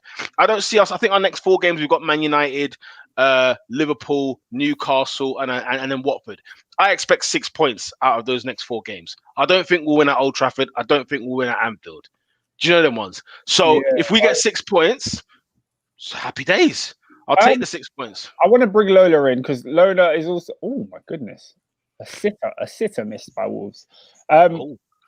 It's a really big conundrum here at Arsenal because I feel like David is obviously trying to remain calm because he doesn't want to get himself carried away by wins against teams that you feel like you should be beating. Even though Leicester away is actually quite a tough game, I'm more concerned with, are Arsenal putting in performances that make me think they can go ahead and repeat these?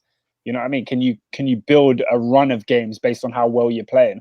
I watched you play against Palace. I wasn't impressed. I watched you play against Aston Villa. I thought you were good, but I thought Aston Villa was shocking. And I think we've seen Aston Villa are on horrible form at the moment. They've just lost to West Ham. I think they lost the week before. Yeah. So it's not. Lola says Arsenal were the better team for majority of the game. Leicester woke up second half, but overall Arsenal were the better team. By the way, look how Arsenal play better when the idiot in charge realizes that the midfielders should be in midfield instead of playing left back. Another comment before I ask you a question, Peter. Boss Lander says, Arsenal, they've done it. Unbeaten in 9. If you had told me Arsenal would be 3 points behind City after 10 games, I would have laughed. Give Mikel credit, David. He's turned it around. For me personally, I haven't seen Arsenal turn it around. I've seen a couple of good performances because you've got your players back. And when you're playing Aubameyang, Thomas Partey, one thing I'll give him credit for, he's got the back 4 sorted. He knows his back 4. Tierney is obviously the main left back, but Tavares can come in and do a job. Then the rest of those 3, White, Gabriel, Tomiyasu, there should be no chopping and changing. That's one thing I respect about Arteta. I still don't see this team as a fluid attacking engine. I don't see how it's going to work. I don't think you're going to consistently win games like this. And I think you're looking for another 6th, 7th finish. Am I wrong? Go ahead, David. I'll let you go. We'll have to wait and see in it. Like, you know, West Ham in good run of form. We don't know what the Europa League will do to them. Who else is ahead of us? You know, Man United is there. We don't know if Ollie's going to stay. But right now, look, Man United are finishing 4th. I don't think anyone should get gassed by what's going on at United to think that's going to drop them. They're going to finish 4th. Listen, that's why I said I don't know what United will do. So we'll have to wait and see. Oscar, right now, as long as we're playing well, that's all I want, bruv. None of this stupid nonsense. I don't want to see Xhaka, bruv. If he brings back Xhaka, yeah, listen, the thing is working. Midfield is working fine, bruv. Don't bring Xhaka. Don't care what. Leave him on the bench, bruv. Like you did with Leno. Just leave him there, bruv.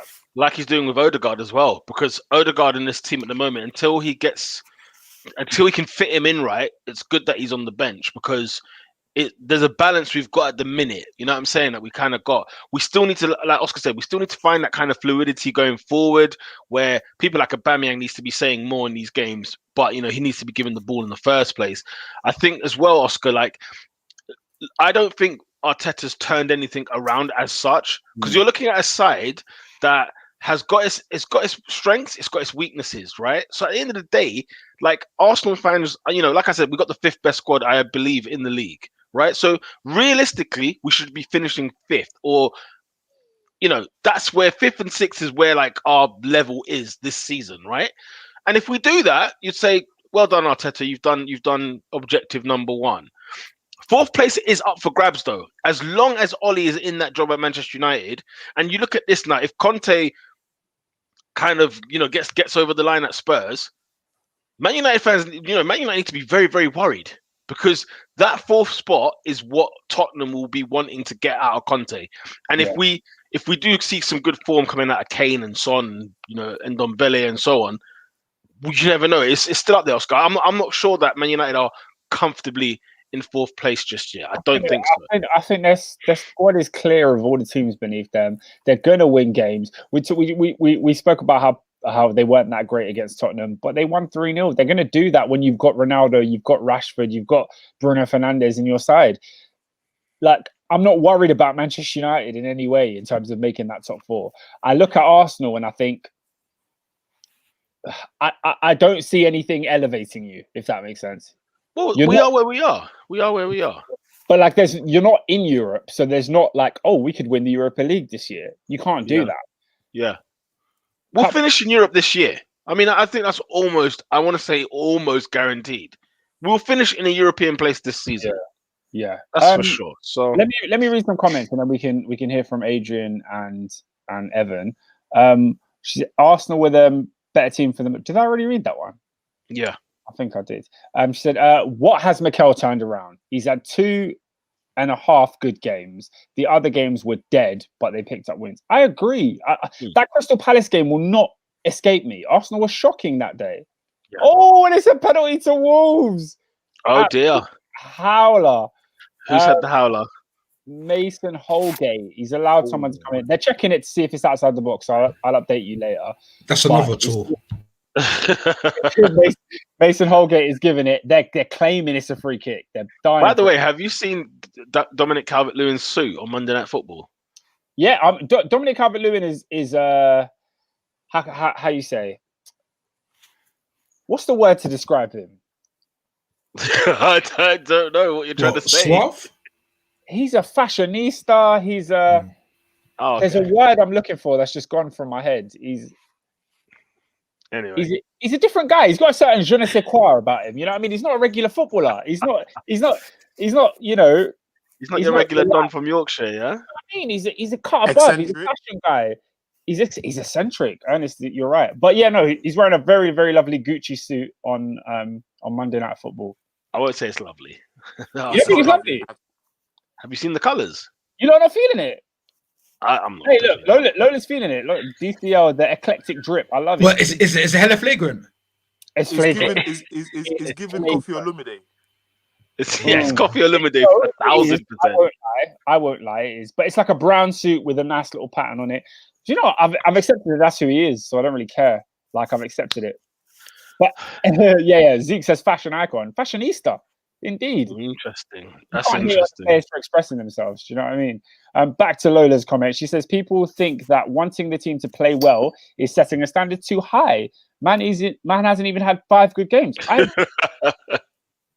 She's saying, you're saying that, Oscar, they held 4 to the Foxes. United aren't guaranteed 4th. Oh, she went back to United. United aren't guaranteed 4th. It's theirs to lose, but it's solid. Yeah, but United will win. This is the thing that pisses me off about United. They will play horribly, but they will win. We're talking about how great West Ham are. Look at West Ham's last defeat. It was Manchester United. West Ham played excellently, and they lost because you have Ronaldo, you have Bruno Fernandes, you have Marcus Rashford. Those guys are going to win you games. They just are. So... With Ollie in charge till the end of the season, Manchester United will be 4th. There's no point of the top 4 is set, in my opinion. The 4 teams that you think will be the top 4, they're in the top 4. Even if Kante joins Tottenham, it's still set. What's Kante going to do with Skip and Ndombele? He's got a January transfer window. That's what he's got. Sorry, that's what he's got. I want to get back to Arsenal.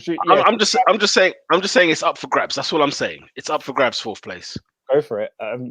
Adrian, what do you think of Arsenal?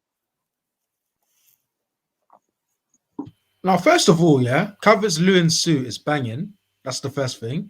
Second of all, listen, I'm not, and this isn't me saying, trust the process. This isn't even me saying Arteta's a good manager, but you can see what the guy wants to do. Now, whether or not... Sorry? Can you tell me, please? Yeah, what does he want to do, Adrian? Can you tell me that? I'd love to know. Well, from what I've seen, it's clear he wants to break lines using your defensive players. One of the means of breaking lines is sort of Ben White doing what Joe Matip does a lot for Liverpool. So picking up the ball, going on an amazing run, drawing players out of position, creating space. Ramsdale's distribution is fantastic, and that was a player I was horribly wrong on. I sort of saw him and I said to myself, in my opinion, he didn't have himself in much glory. Come on, Sheffield United, all of you, or at Bournemouth, neither, in my opinion. What the hell was the fascination for this guy? Is it just because he's English? You let Emi Martinez go? There's times where this guy's breaking lines. I'm like, hang on a minute, is that Edison in goal? Like, it's unbelievable. So you can see what he's trying to do, like, defensively as well. And also you see how Tomiyasu kind of tucks in at times to sort of help out Ben White, because obviously Ben White isn't great physically. So the little bits and pieces you can say, you know what, definitely more further along to what sort of someone like Oli is doing, in my opinion. Attacking is still a bit sort of haywire. But I think we've seen he's got balls. Pepe doesn't start anymore. I think for a lot of Arsenal players, that cameo against Leeds, like, you just sort of wash your hands off the guy. As I said, is he a good coach? I don't know. But based on that Leicester game, for me, I saw positive signs. So one thing I would say is that Leicester did have, in my opinion, a bit too many chances. I feel Leicester got in a few times. But Gabriel, in my opinion, he looks a proper centre half, man. I'll be honest. Like, I was a bit unsure of him, but no, he's good, man. I've never been unsure of Gabriel. The moment he walked into that Arsenal team, I said he's their best centre back, and he's a good centre back. I've always liked him. It's just a matter of whether Ben White can match his levels. He is their best centre back. He is our best centre back. The thing is, hey, can you put up Boslike's comment, the last one, yeah? First of all, he said, I've heard you can see what he's trying to do for the past 2 years, which I definitely agree with. He said, Arsenal fans like David's have high standards. Wow.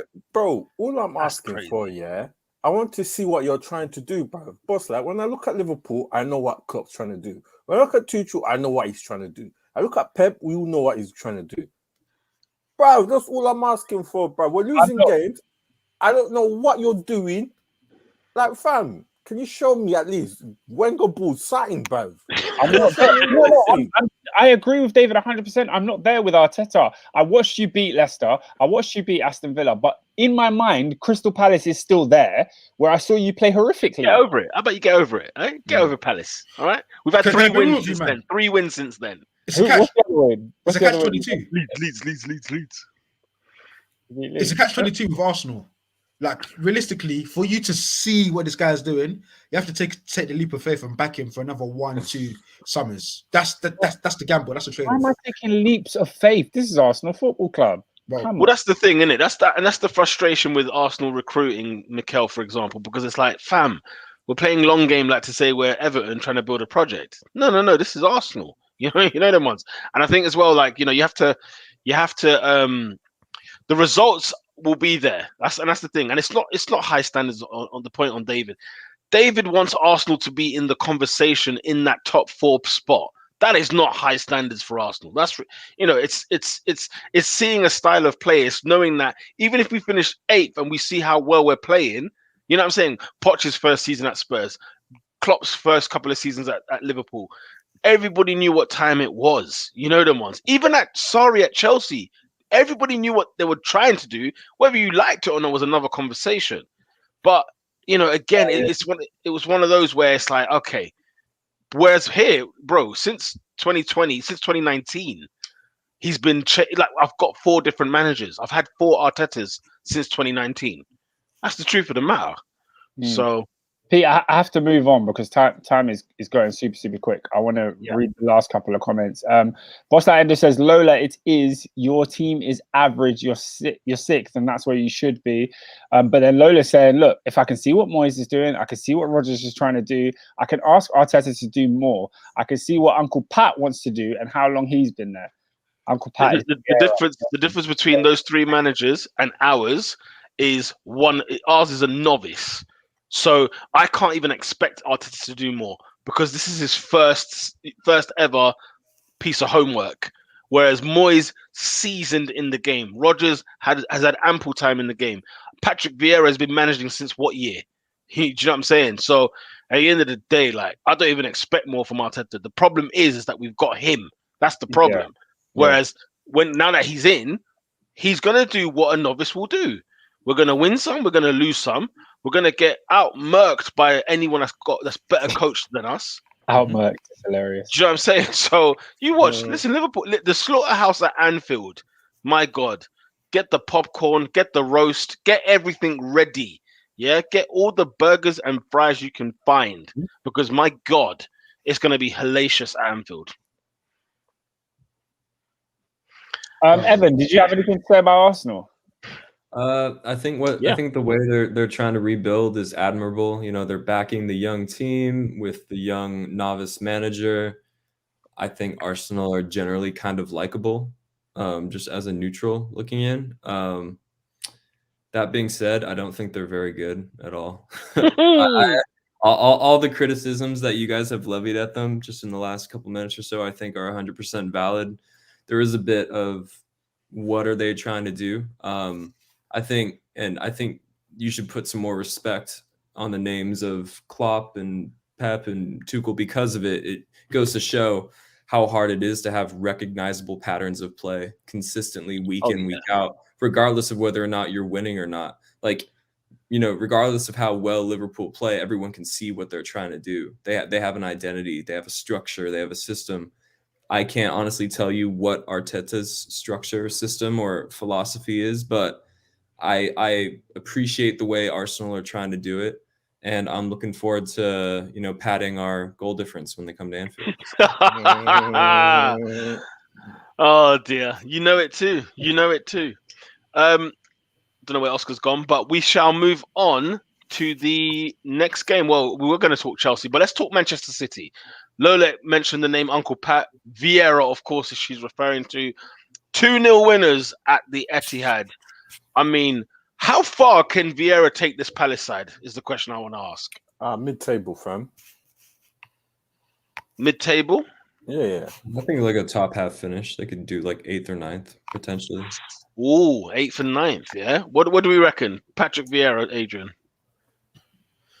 Yeah, I think the ropey start was to be as expected. I think that was a massive overhaul. Now he's seemingly blooding in a couple of nice younger players, Olise in particular. Edouard looks a decent striker as well. So yeah, it was all a matter of if you can cook it. Relax. Carry on, Adrian. I mean, he's an agency worker. No, but yeah, I think you can clearly see that He's freelance. Arteta's got nice pieces of meat in the pot. It's whether or not he can cook it and produce a tasty meal. So yeah. Lola's saying that Palace will be around 12th, which is sick for them with the new boys. I agree. Honestly, the job is that Vieira has had to do. You mentioned, Adrian, about the overhaul. That is bloody impressive, because to have so many new figures in the team and to get some sort of rhythm. They beat Spurs 3-0. Okay, everyone gets 3 at Spurs, fine. But the draw against Arsenal, which they should have won. I mean, they should have won that at the Emirates, okay? They get the victory against Manchester City. There's another game where they conceded very late, where they should have won. I can't remember who they played. But there's a few other games where you think... Was it Brighton? Yes. They're also unlucky to lose 3-0 at Anfield. I thought that scoreline does not flatter how well they played that day. Oh yes, of course. Yeah, they did. Also, when they lost 3-0 against Chelsea, a lot of their team wasn't there. They didn't have Conor Gallagher. Eze wasn't there. Elise wasn't there yet. Edouard hadn't arrived. They weren't fully formed. Opening day, yeah. It was unfortunate. Yeah, and do you remember we were worried at Palace at the start of the season? Because I remember saying if that Chelsea performance was to go anything by this season, oh dear Palace, you're in big trouble. But my God, he's making absolute top notch work with them. C1 London says Gurhi pocketing Man City's attack, Gallagher dominating, KDB in midfield, Lacobbe moving brazy. I'll tell you what though, that Conor Gallagher, Oscar, I have to say it, he's a bloody player. He's a good player, but is there space for him at Chelsea, or did he have to move on? It was Thomas Tuchel wanted to keep him in the summer. He decided to go on loan. He said, "I want to go and play football," and it was a brilliant decision because he's been there at Palace. He's won 3 man of the matches. He could be in contention for a Young Player of the Year if he carries this on. So it was definitely the right move to go and play and carry on. I love that. I like Conor Gallagher a lot. I like him a lot. I've got a question for you guys. Sorry, 1 second. Iklas says Gallagher over Mount. Steady. Because I remember Mount being as good as this when he started his first year at Chelsea. So, I wouldn't go too quickly on that. I haven't seen enough of Gallagher to say that, to be honest. But it's looking good so far. Yeah. Lola's spot on. They need to buy Gallagher. I agree. I was just thinking that, to be honest. Like if Gallagher is gonna take up every cent of their budget next summer, then I think Palace should do it. Why not? He probably will as well, to be fair. That's the thing. It'll cost them on. Iklas says Mount out, Gallagher in. Imagine Kai showing Gallagher. You're crazy, man. I love the way you think. It's just so random. I'm not there yet. I think Gallagher's brilliant. I think he's brilliant. C1 says that Gallagher is very robust. He's improved a lot on the ball. Listen, that's what you get when you go play games, man. You can't be sitting on the bench, bruv, all the time, bruv. Yeah, bruv. And all of these academy boys at Chelsea, sorry to make it about Chelsea, but all of the academy boys at Chelsea have realised that you can't sit on the bench and rot behind, Cover and whoever it is in midfield. It's just Hudson-Odoi. Right. Why do you do that? Because you don't want to be a player where you're talked about more than you actually play. You know. Adrian, why would you? Yes, Adrian, that's 2 shots. Adrian, I remember that shot. Baraka said, "Oscar, who do we need to sacrifice to keep Gallagher?" Oh, Barkley can dip. Look, when we get on to Chelsea, I'm going to talk about Barkley a little bit. But I think the natural replacement is Gallagher and Mount. Those are the two. Gallagher offers you what Mount is supposed to be offering you. When Mount's having a great game, he does the Gallagher role. I think they're the two. Right. I don't see the need for both of them in our squad. So it's either one or the other. Bosla Endo says, "I'm fine, thank you." Mohamed Isaku is a good centre back. What? How did we get there? He was talking. He was telling me, he was asking, do I want thing? Will I take Mamadou Sakho? I'm like, no, bruv. Where's Sakho these days? Probably went back to France somewhere. Yeah, I think he's in the Uber Eats somewhere. Yeah, makes sense. In the Uber Eats. Yeah, man. Fantastic. Zeke says Barkley and Ziyech are most likely out. Gallagher and a creator can come in. C1 says, Adrian, that was a yellow card. You know, man, we're checking VAR to see if that's a red card as of right now, my guy. I agree, man. Although I said that in jest, I think, no, genuinely, I do feel for players like Callum Hudson-Odoi, because you do sort of look at a player like Jadon Sancho, who actually had the balls to make the big move to the Bundesliga. You saw it done for his career. And I do genuinely think there's a player in Callum Hudson-Odoi, but like what Conor Gallagher is doing, when you're playing, you're improving, you're developing, you're moving the game along. So potentially, Hudson-Odoi might have to actually think about either A, taking a loan himself, or B, leaving Chelsea altogether to further his career. Yes. It's a slippery slope going on loan, isn't it? Because Chelsea send about 30 players a season on loan, and we don't see any of them. And black hole. And ask Billy Gilmore how's it going at Norwich. There you go. I was just about to mention that. Billy Gilmore asked another one. Gallagher asked to go out on loan, was given his loan. Billy Gilmore asked to go out on loan, was given his loan. He's not playing. He hasn't played for Norwich in weeks. Hudson-Odoi, Thomas Tuchel just did a conference today where he was saying Hudson-Odoi asked to go on loan to Dortmund on the final day. Thomas Tuchel said, no, we need you. And now he started the last, 4 games, which is unheard of. He's never started that many games for Chelsea. So it's a catch-22, man. It's a crazy one. Do you have anything more on City versus Palace? No, I don't know. It was just a howler, bro. Nobody wants to talk about Man City because Man City are boring. You now agree with me. Well, it's just nice for a change to talk about a team that beat them. Yeah, fair enough. You know how it is. Every single time a big team gets beat, we talk about how bad the big team is. And it's like, well, let's actually give Palace their due. You know what I mean? And they played very well. Oscar, your team played very well. 3-0 winners against Newcastle United. Yeah. If at what point do you think should you start putting bets on for Newcastle to go down? I don't think they're going to go down. Why? What did you see that made you think they might stay up? I didn't see anything. Don't think what I saw.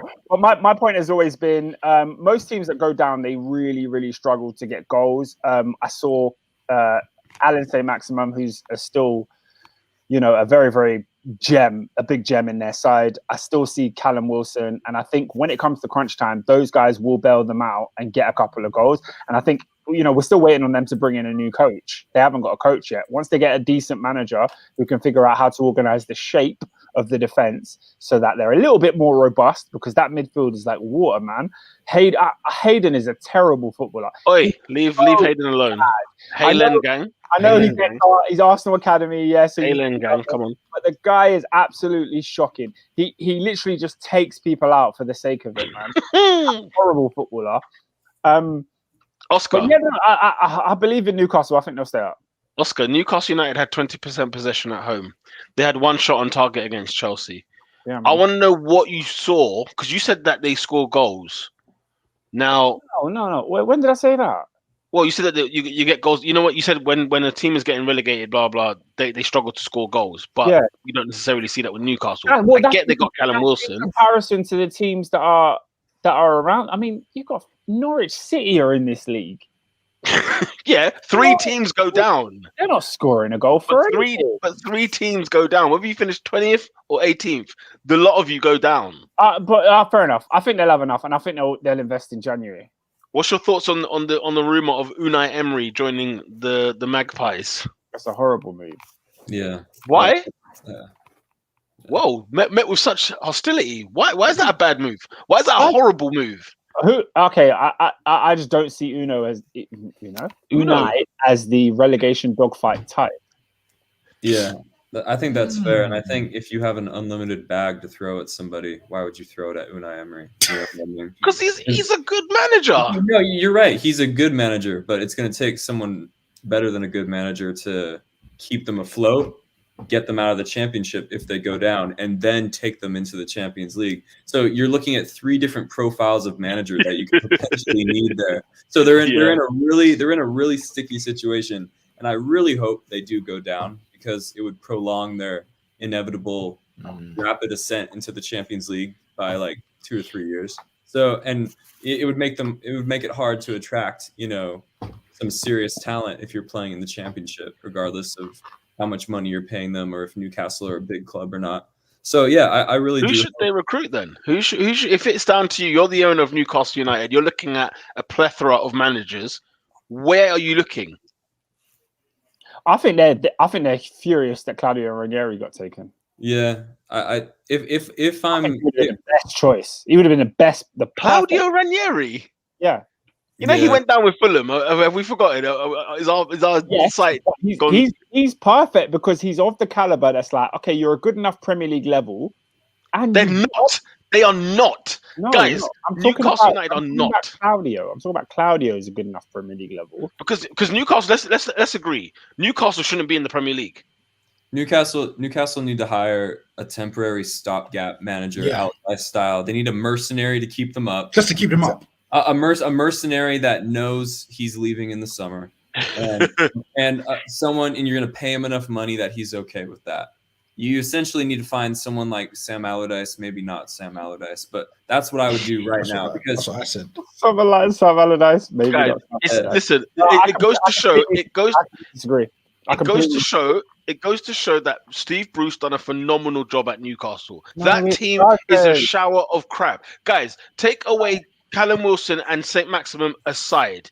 You look at that team. The back four was there at the Championship with Newcastle. They haven't recruited that back four. Bro, Kieran Clark, Paul Dummett. Dummett. Are you kidding me, guys? Lascelles. Okay, I'm going to say one thing. I disagree with your point, Evan. I don't think they should go for a relegation guy to keep them in. I think what they need to do is look to the future. If you take a look at Aston Villa, for example, Aston Villa had Dean Smith. These guys should be in the Championship. They were on the brink of relegation. If it wasn't for a VAR howler, these guys would be in the Championship. The next season, they're in the top half. So they finished 11th. They finished 11th. Yeah, Oscar, I absolutely think they should look to the future when they can afford to. And that's in the summer when they're safe, if they are safe.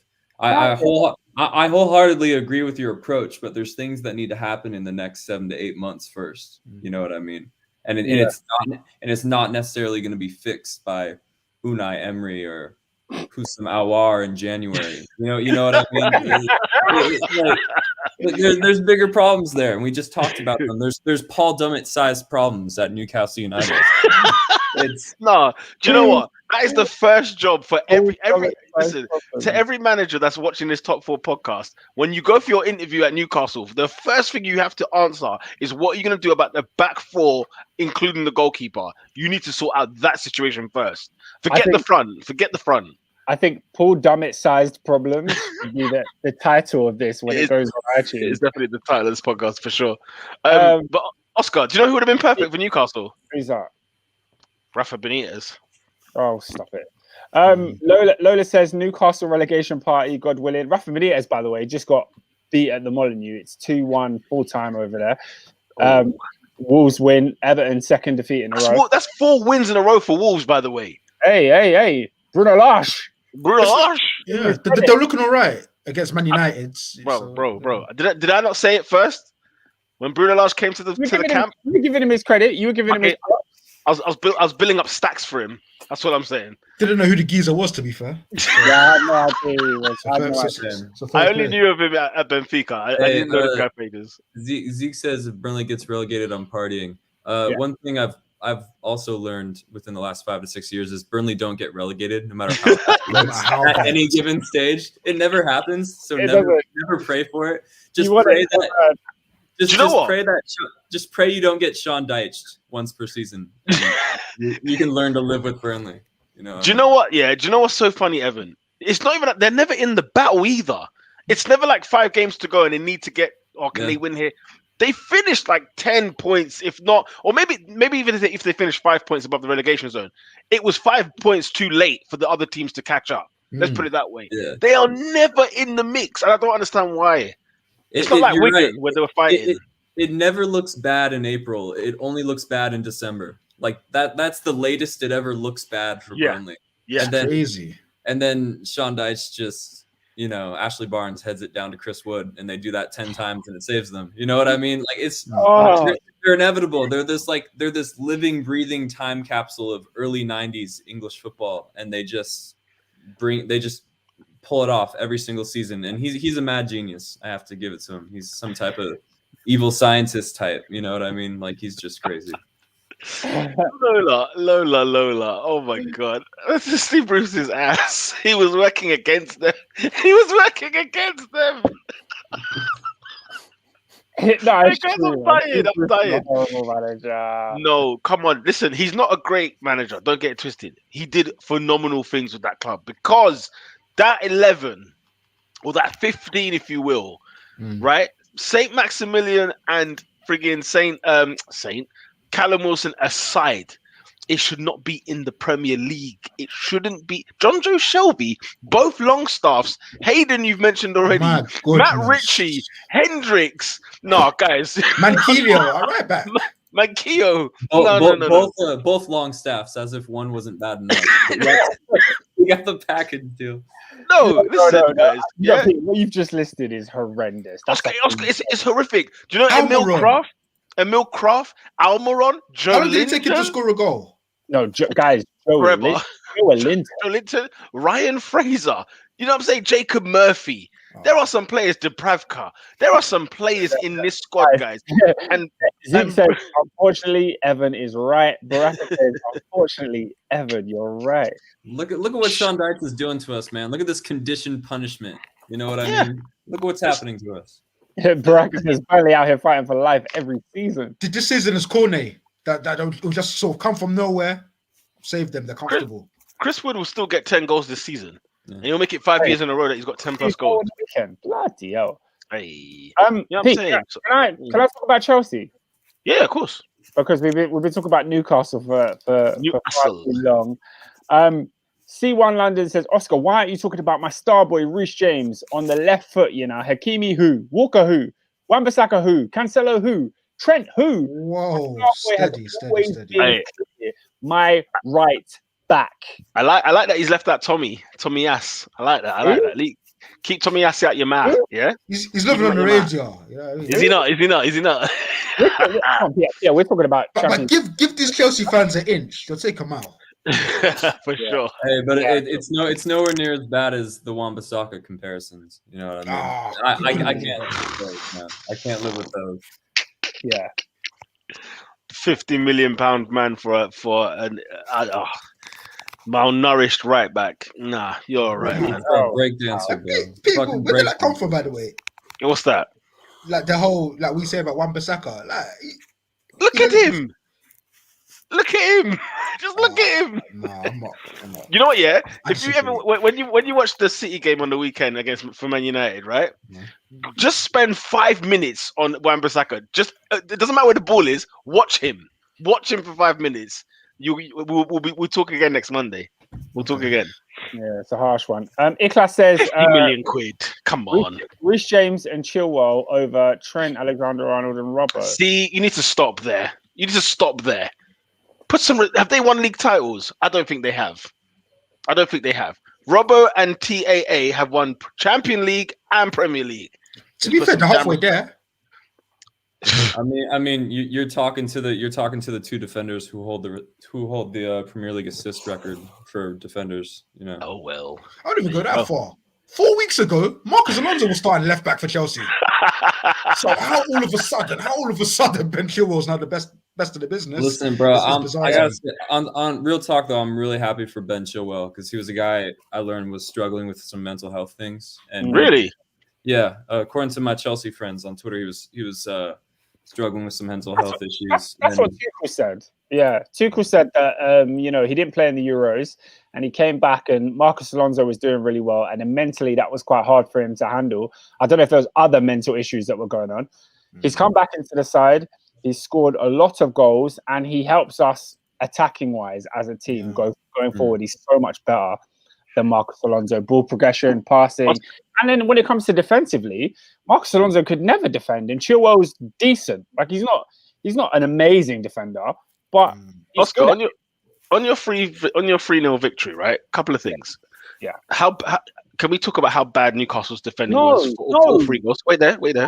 And secondly, because I mean, I saw Reece James having shots from near the corner of the box into open goals. So you already knew there was a howler going on. There was howlers going on there. But also, I mean, they were basically open goals. And then, why did it take you so long to start scoring? Okay, let me explain that. The reason it took us so long to start scoring is because Newcastle United defend on the edge of their box with 7 defenders. We just named who was in their squad. You practically listed all of it. They had no attacking impetus or ideas outside of ASM and Callum Wilson. So the rest of their players were just there, sat in front of their box. It was really, really difficult. We had Hakim Ziyech, who was trying. He was trying, but bro, this guy, he just pings. Like I've said it plenty of times before. He's Bruno Fernandes without output. He's consistently trying things, and they're not always coming off. You had Hudson-Odoi and Chilwell on the left, who again were also trying, but couldn't create any space because they had so many defenders in front of them. It was really, really difficult. We struggled to break them down. I'm not going to sit here and act like it was a 3-0 battering because it wasn't. We weren't that great. But in the second half, you wait for those moments of magic, and we got it from Hudson-Odoi. He runs down the left, beats 2 players, puts in a left foot cross, and then Reece James does what he's proven he can do in a Chelsea shirt, is just have one of those shots that is just mad. And Pete, to say that it was an open goal, I think is really, really harsh. One of them. Okay, for the first one, the keeper was there, and there was about 5 defenders in the box. Oh, that was a peach. He hit that in the right corner, right part of the goal. That was a peach. Absolute belter. Lola says James pams the ball like a rugby man, pure aggro, and then he smiles. You got to have love for Reece James, man. All the guys are loving the Chelsea prop at the moment. We're in fantastic form, and I know we're playing small teams. I know it's Newcastle United. It's who did we face last week? Norwich, who are the worst team in the league. It's Malmo. But Newcastle is a ground we're routinely struggling at. Norwich, we beat them 7-0. When are we beating teams 7-0? You know, if you're going to face a small team, that's what you want to do. You want to make a statement out of them and show that you're that good. So I have to take some sort of pride in these performances. And when Lukaku is out, Kovacic is out, Werner is out, Mason Mount is out, Pulisic is out. These are first team players. They're all out of the side, and you've got players like Hudson-Odoi who are coming in and doing the business. And you know, we've got a squad that is different. Somebody mentioned Ross Barkley earlier. He came on when Ross Barkley came on. It was 0-0 within 30 minutes. 3-0. Lovely dash, Oscar. You need to have Ross Barkley in your squad, okay? No more slander on the bark, okay? You're right. That's what I'll say. You're right. That's what I'll say. Thank you for that. 15 million quid. I gave Ross Barkley a really hard time because he was really, really frustrating when he played for Chelsea. And when he went to Aston Villa last season, there was nothing there that said to me, this guy needs to come back into our team. But come on, his first 4 or 5 games were brilliant. He was brilliant for Villa. We're gonna cancel the game at the Emirates because it's Arsenal. The other games. Oh, really? He's gone to the Emirates. He's danced all over the Emirates pitch. We're not going to include that because it's Arsenal. That's the only thing you remember he did all season. No, it's a nightmare for me. So of course I remember it at the forefront. I'm saying, I said to you that his first 4 or 5 games was really good. Really good. What 4 or 5 games? The game against Liverpool, no? The game against Liverpool, he missed a sitter. So what? They won 7-2. He was part of the team. He probably got 4 assists or something like that. The guy was there. He was there. Yeah, he missed an absolute sitter in that game. I was annoyed with him. You're a hater, honestly. Your own player. No. Ross Barkley's in the team because he can do something that no one else in our team can do. He can play a penetrative pass from midfield. He can play a through ball. Mason Mount doesn't know what a through ball is. Jorginho, he finds out once every month. Kante can't pass at all. Kovac, it's not there. So big up Ross Barkley. He did his thing. I want to go back to League Chelsea. Many men were out here saying this one biscuit guy is better than Rich. Oh, I love Baraka, man. C1 says Baraka. That's James merchant. Oh, you know what? Yeah, poor guy. It's because he plays for Man United. If he was still at Palace, he would have never got this slander. Everybody would love him. Oh, mate. And he was brilliant for Palace before he joined Man I United. mean, we all did, didn't we? To be fair. We loved him. Says, St. Reece James Park. I hate that ground so much. 7 clean sheets in 10. Respect us. C1 says, hey, Oscar, just saying my right back renamed a stadium. Your right back could never. Yes, Adrian. I said it. Your right back could never. Jeez. Fair enough. Yeah. His name's a bit too long, but yeah, fair enough. Yeah, he's got a Champions League and a Premier League. Show us your medals. Show us your medals. Yeah, my right back sent Barcelona into administration. So Hi-yo! I'm gonna just say it. Yes. Okay. I'll eat that one because I like Trent. Iklas only said, "What's impressed me most about Chelsea this season is how we're dealing with the small teams with ease." I would agree, man. I mean, it is just small teams, but you have to beat them. You know, we didn't beat these teams a lot last season, so yeah. I've got a question for you, Oscar, but I'll let you finish the comments. Yeah, I think that's about it. C1 says, Adrian, my right back renamed this state. Yeah, I already read that one. You had another one. You just had another one up there. The one that you had earlier. You didn't read it. Zeke, agendas must run. My star boys soon take over, man. Who's he talking about? Is that Cho? I guess it's Cho. I'm assuming. It might have been Reece James. Yeah, go on, Peter. Is there anything in the Chelsea side that you're looking at where you think, okay, if there is a reason for me to doubt winning the league this season, it's because of this? Is there anything you've seen this season that's made you think it? Yes.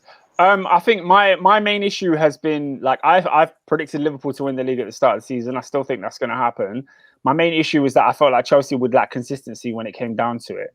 I felt like we weren't going to win the tough games. And I think the fact that we haven't been able to get our attack going as smooth as we would have liked with Lukaku in it shows me that there's going to be hiccups. I love the current team that we play now. I really, really like that team. I feel like when Timo Werner comes back into the side, when Christian Pulisic comes back, when Lukaku comes back, I feel like we're going to struggle again. I generally feel like that. And we've got Man United in a few weeks at Stamford Bridge. I can't guarantee you a victory in that game. I can't guarantee you a victory in a lot of games. A lot of these players just haven't proven to me that they can go and win a league. Peter, you mentioned it earlier. Manchester City have won the league recently. Liverpool have won the league recently. I look at my team. I see Mason Mount. I see Jorginho. I see Kovac. I see a bunch of talented players that have proven to me over the years that they have inconsistencies in their game. They don't know how to go on a 20-game win streak. They don't know how to do it. So until I see that level of consistency, I won't be convinced. My unfair criticism of Chelsea is, like this time next week, a light could just switch off. Like, something in your house will just blow out and you do not expect it. That's always my fear with the Chelsea I've watched over the last 15, 20 years, is that anything can happen. It's like WWE. Yeah. Do you know what I mean? So that's my only fear with them, if anything. Zeke says we have creativity issues. I think that Brentford game was a perfect example of that. We didn't really create much. And when we get Werner and those guys back in the team, I can see that happening again. Do you not think that will mold over, though? Because I have a feeling, because the talent is so good, your coach is so good, I think over time you're gonna rectify that problem. I don't know. I think maybe when he gets... Maybe when he gets like better, a title challenge, but in the thick of it, on the big days, I don't know. I just don't. I think I'm still not convinced. Once he gets better centre halves, then he can sort of allow more attacking fluid players, and you get more creativity and so on and so forth. Yes, I'm gonna read Zeke's comment, and then we can carry on. Adrian, you see what I did there? Love that. You know, I completely missed what you did. Missed it. It's all good. It's all good. To be fair, you might have a point. I did it last week or the week before. Big creativity issues. In the final third, it's the brain freeze and accumulation of wrong decision making. We do have creative issues, to be honest. So for me, to solve this problem, for the short term at least, Cho and Mount have to play behind Lukaku. For Timo, Havertz, and Pulisic, they have to fight. I don't see how you can say we have creativity issues and then say Mount needs to play. I think Mount in the final third is not creative. He hasn't shown that he can be that. He's an 8. He's a number 8 player and as a number 10, and it just doesn't work for me. That's just my opinion. He needs more goals, though, for sure. Yeah, he's got a hat-trick last week, mate. Come on, give him time. How many goals has he got at Chelsea? What, his career? The entire? I don't know. A lot. Don't worry, I'll Google it. Carry on. I agree. He does need more goals. But yeah, I guess we can move on from Chelsea. Fantastic win. And added to the list of wins, we go and play Malmo tomorrow. Hopefully another win. Burnley on Saturday. Hopefully another win. It's a good run with the amount of injuries that we have. So I'm delighted for that, and I'm delighted that Hudson-Odoi is finally playing at left wing. Oscar, in 80 league appearances, your mate has 16 goals. That's more than I thought, to be fair. Nah, it's not enough though. No, enough. It's not enough when you're playing in the number 10. In total, he's played 119 games. He's got 20 goals. Somebody asked you earlier, Peter, ESR better than Mount. Somebody asked that in a comment, but I missed it. Is ESR better than Mount? Yeah. No. All right. Well, let's move on. Look, impressive victory for the Hammers, who gave Aston Villa 4 at Villa Park. I mean, David Moyes, can he sneak into the top 4, guys? Can he do it? No. Nah, it'll probably be Europa League again. He missed his window. What? His best bet is to go and try and win the Europa League. That's his best bet if it was Champions League football next season. Oh, you know what, guys? I'm going to say it here first. I think the closest challengers for Manchester United's 4th spot, West Ham United. I agree with that. This space. They're bloody good. They're bloody good this year. I agree with that. Let me tell you, they're actually good this season. They're not making it. No? Yeah, I'm not loving the idea of us playing United next after their West Ham next. I mean, after they're building up this head of steam, because I really do rate their entire setup.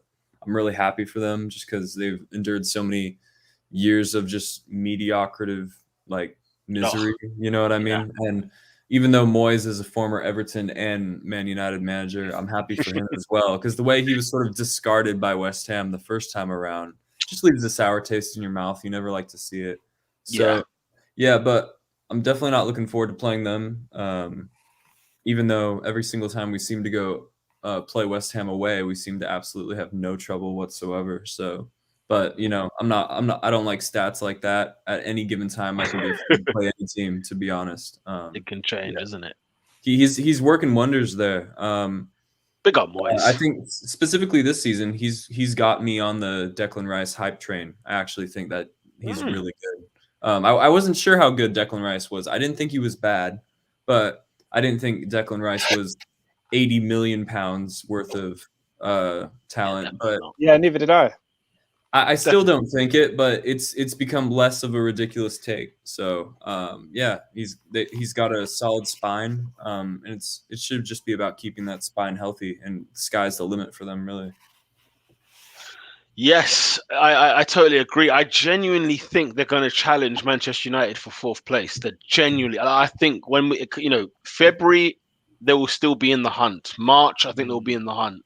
And then, who knows what will happen in April and May. But nonetheless, that will still be a cracking season for them if they can keep this. It's not form anymore, is it really? Like they've done this for a long time. They've been brilliant the last 18 months. Yeah, so you have to look at it and say, they're just a good team. It's not on a good run of form. They're a good side. Like the players that are performing well, it's their level. Like, you know what I mean? Jared Bowen has always been a goal threat. You've got Souček, who seems like a really, really good midfielder. Declan Rice is growing and growing and growing. It doesn't look like they're on a good run of form. It looks like David Moyes has developed a good squad. And Ben Rama is finally showing why they bought him. So, yeah, man, I'm with it. Their run of fixtures, boy. Bruv.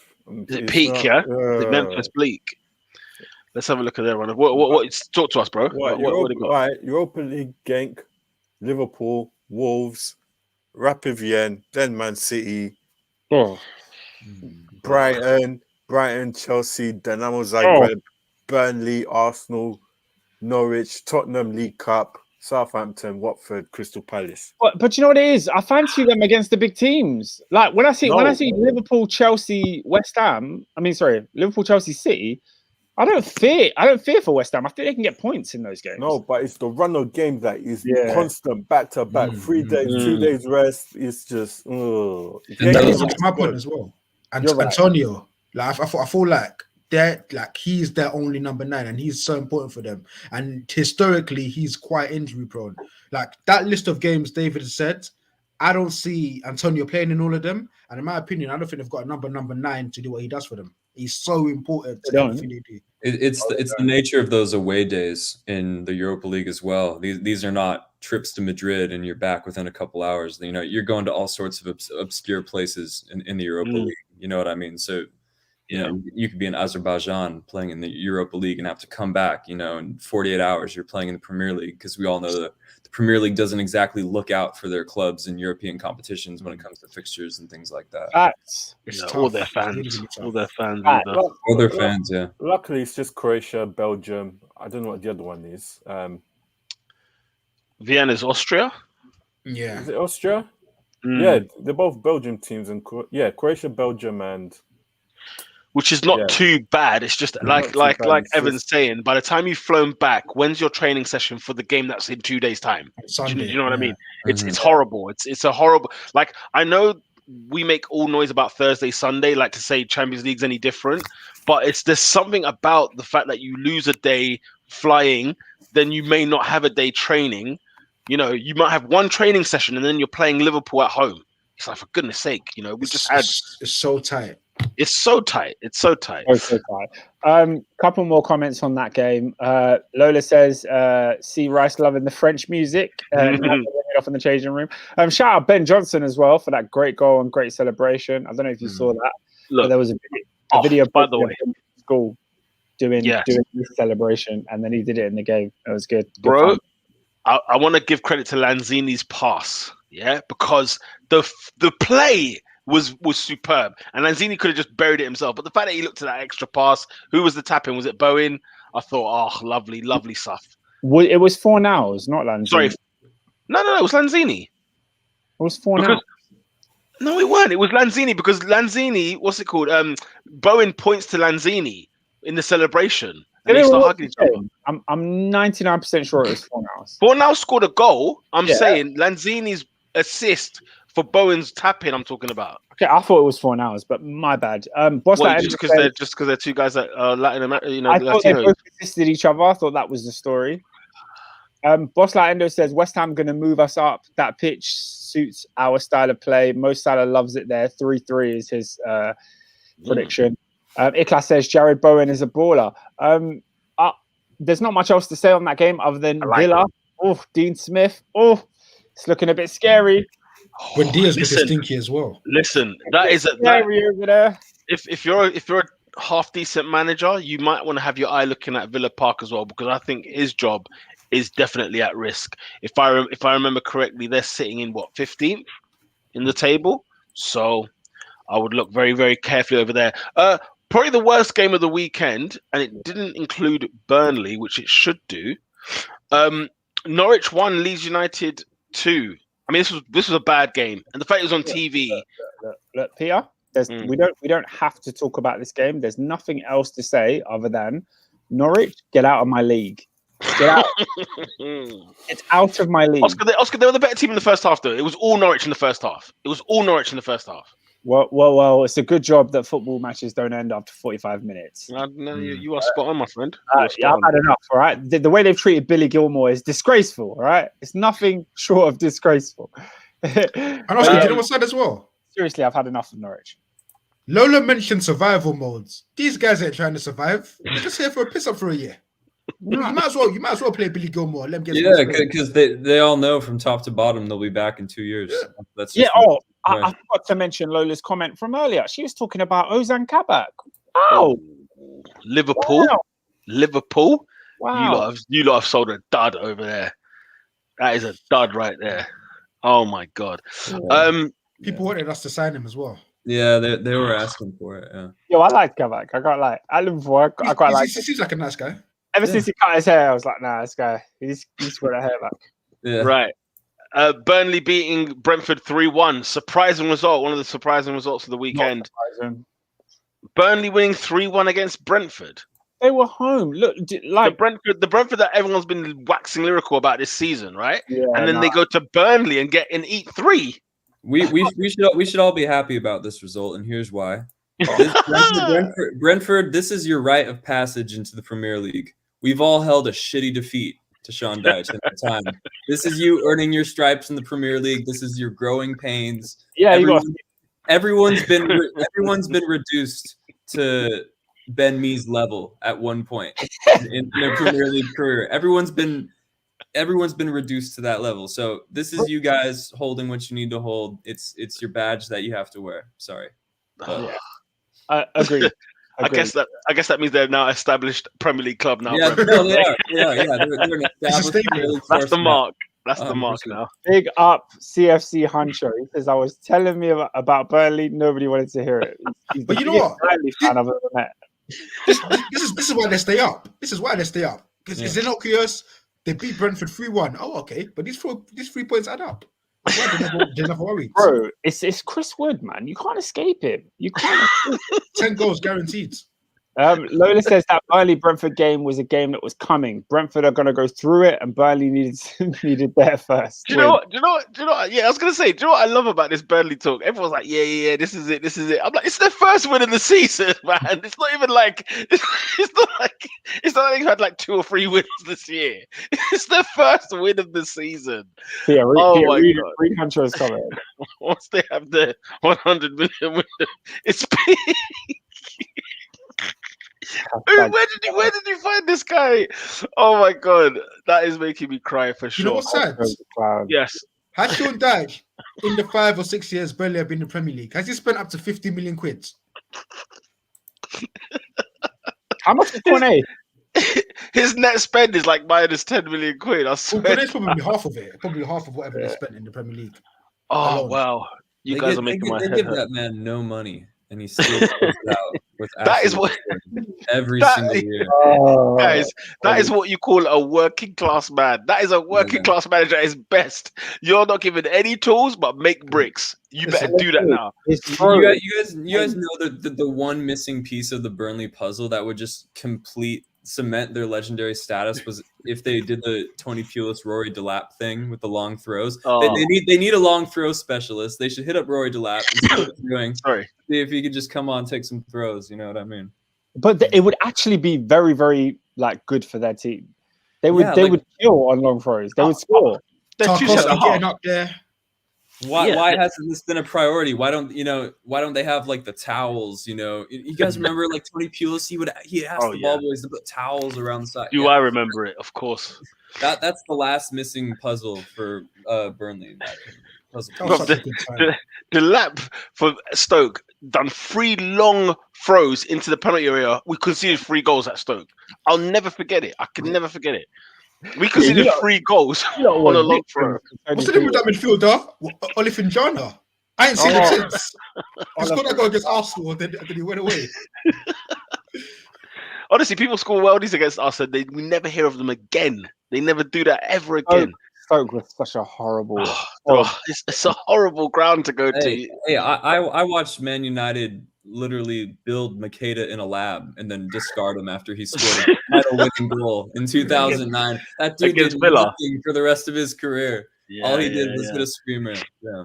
Oh dear.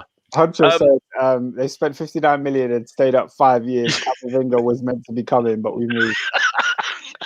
Camavinga. What are these jokes, man? I don't get it. I don't get it. I genuinely don't get it. He's genuinely backed Burnley at any opportunity.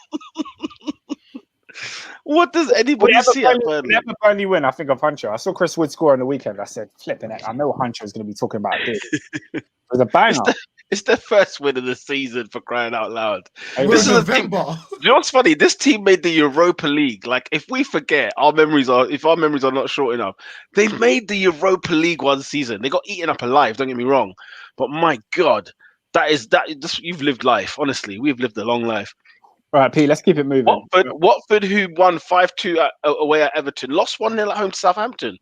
You can't make this stuff up, can you? Sums it all up. Boring game, really. But yeah. Sums it all up. Oscar, who was the player of the week this week?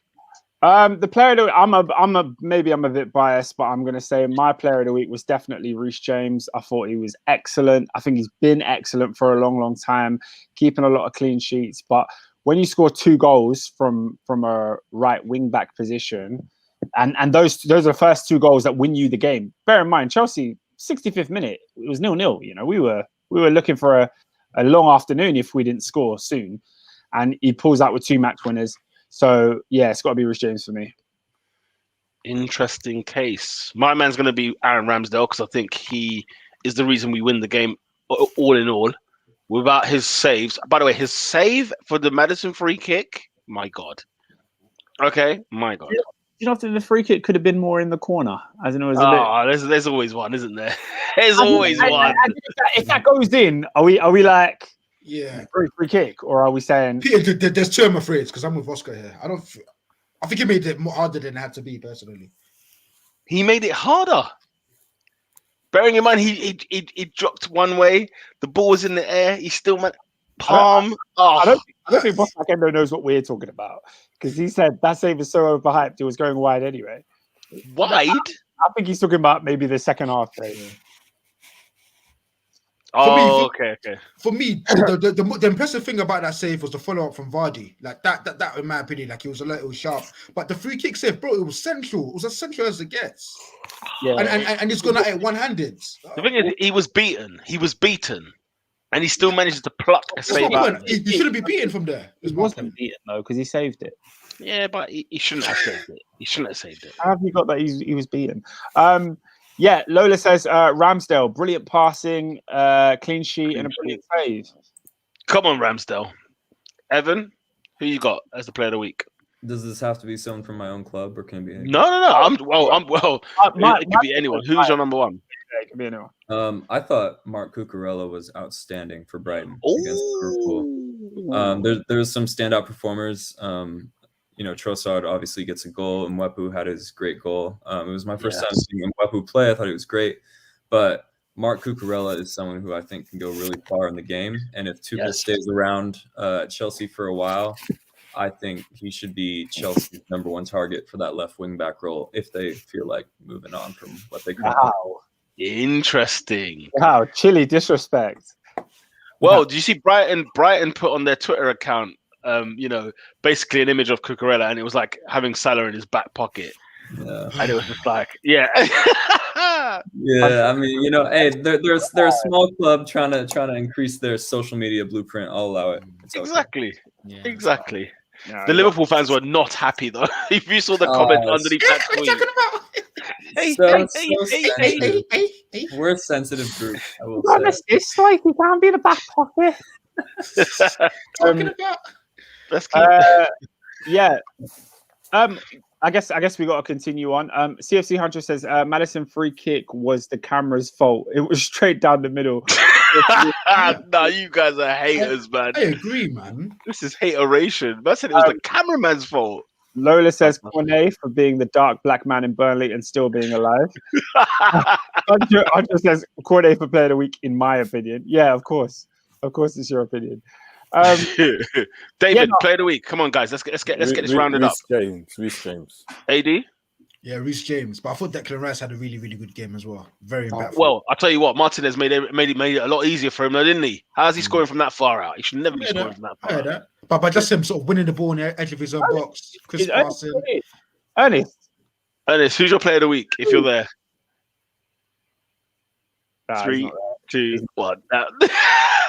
Okay, so Reece James then. It looks like Reece James's Park gets the player of the week. Oscar, who has the goal of the week? I'm tempted to go Reece James again. Oh, look at him. Look at him, Jeff. Listen, Oscar, the disrespect. Left foot strike. Absolute belter. Top left foot? Yeah. We went right foot. He saw both, like left foot, right foot, but the first one was left foot. Screamer. Oscar, put some respect on Cristiano Ronaldo, because how did he score? Oh yeah. How did he score from that angle? Someone needs to address that to me. No, it was a good finish. It was a really, really good finish. I don't think it's a how did it happen kind of finish. Bro, it was an incredible goal. Well, Lola says CR7. So It was an incredible goal. He should have never scored that goal. Hunter says corner goal of the week. I actually think he's got a shout. And Wood's goal was fantastic. Wood's goal was good. Yeah. Yeah, Reece James' goal was good, definitely. The first one, for sure. One has a mention that I'm not mad at. And Mwepo as well, yeah, absolutely. I pick one then. I'm going Cristiano Ronaldo.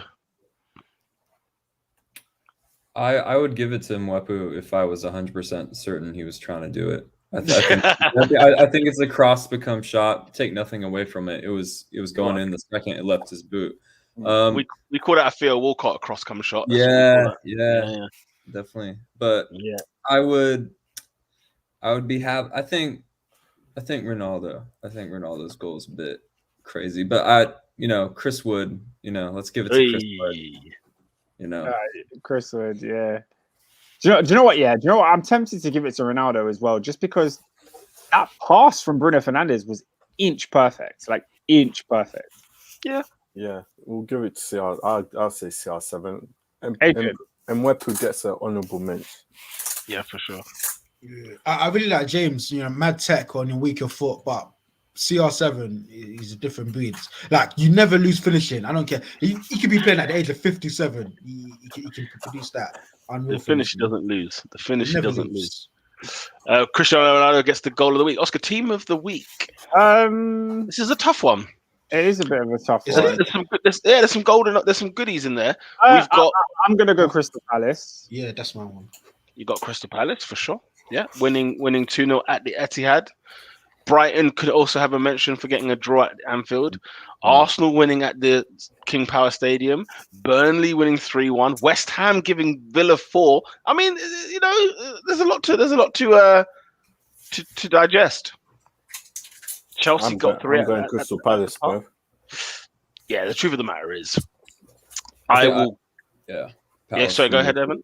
Palace for me too, because it's them sort of cashing in on all the bad luck that they've had. It marks it's significant in that it marks what people have been saying about this team, is that there's actually something to that, despite the results that they had. And they were really unlucky because they had conceded 2 90th minute equalizers this season already prior to that Man City game, so that they were overdue some luck. So I'm gonna give it to Palace.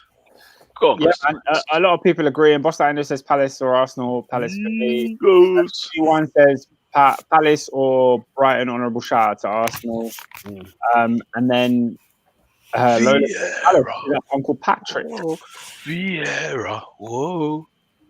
Probably Palace, but they're getting relegated. What? Easy. And Burnley are staying up. That's a horrible opinion. Burnley always stay up.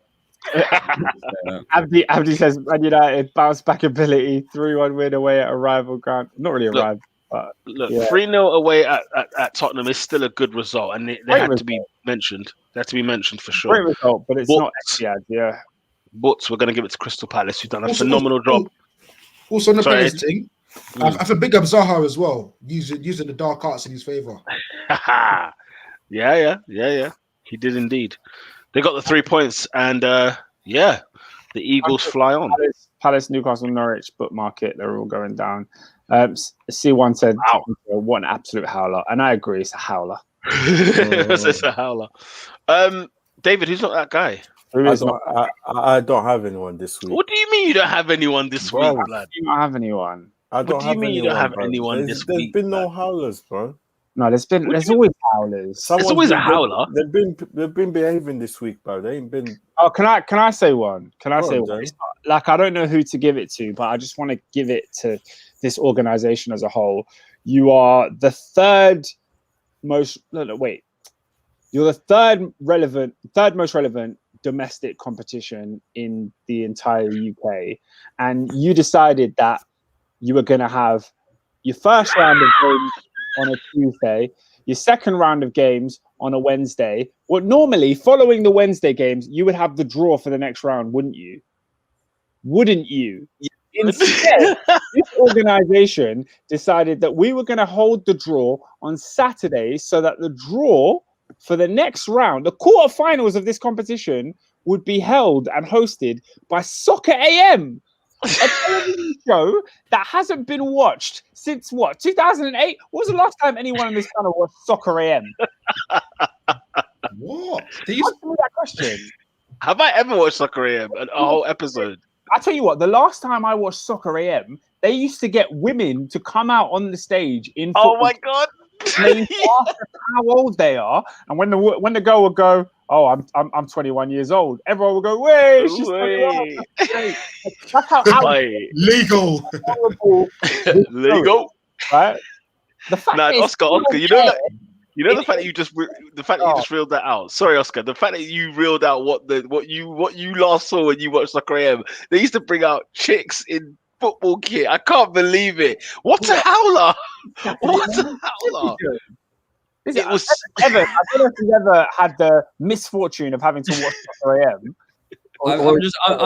I'm just so confused because why is this thing called Soccer AM and you've all seen it but not me? That doesn't really make sense. You know what I mean? Yeah. You know what I mean? Do you know? I've never even noticed that. It's why is it called Soccer AM? Why is it called Soccer AM? Why did you guys? Why did you guys grow up watching this and I didn't? Like, it doesn't make sense, right? Never in my life question. I ever understood. I've never even thought about it. I didn't even think of that. So Evan, Saturday morning television on Sky Sports before all the kickoff. It starts at like. Wait, Oscar. Before you continue, Saturday morning television in the UK, Evan, has been a howler for the last 20 to 30 years. I kid you not. It's a diabolical situation in growing up in the UK. That's another podcast. That's a whole nother podcast. That's a whole other podcast, of course. Oscar, go ahead. Continue. 4 AM is this show. It was hosted by a guy called Tim Lovejoy. It's now hosted by Jimmy Bullard. Remember Jimmy Bullard of Wigan?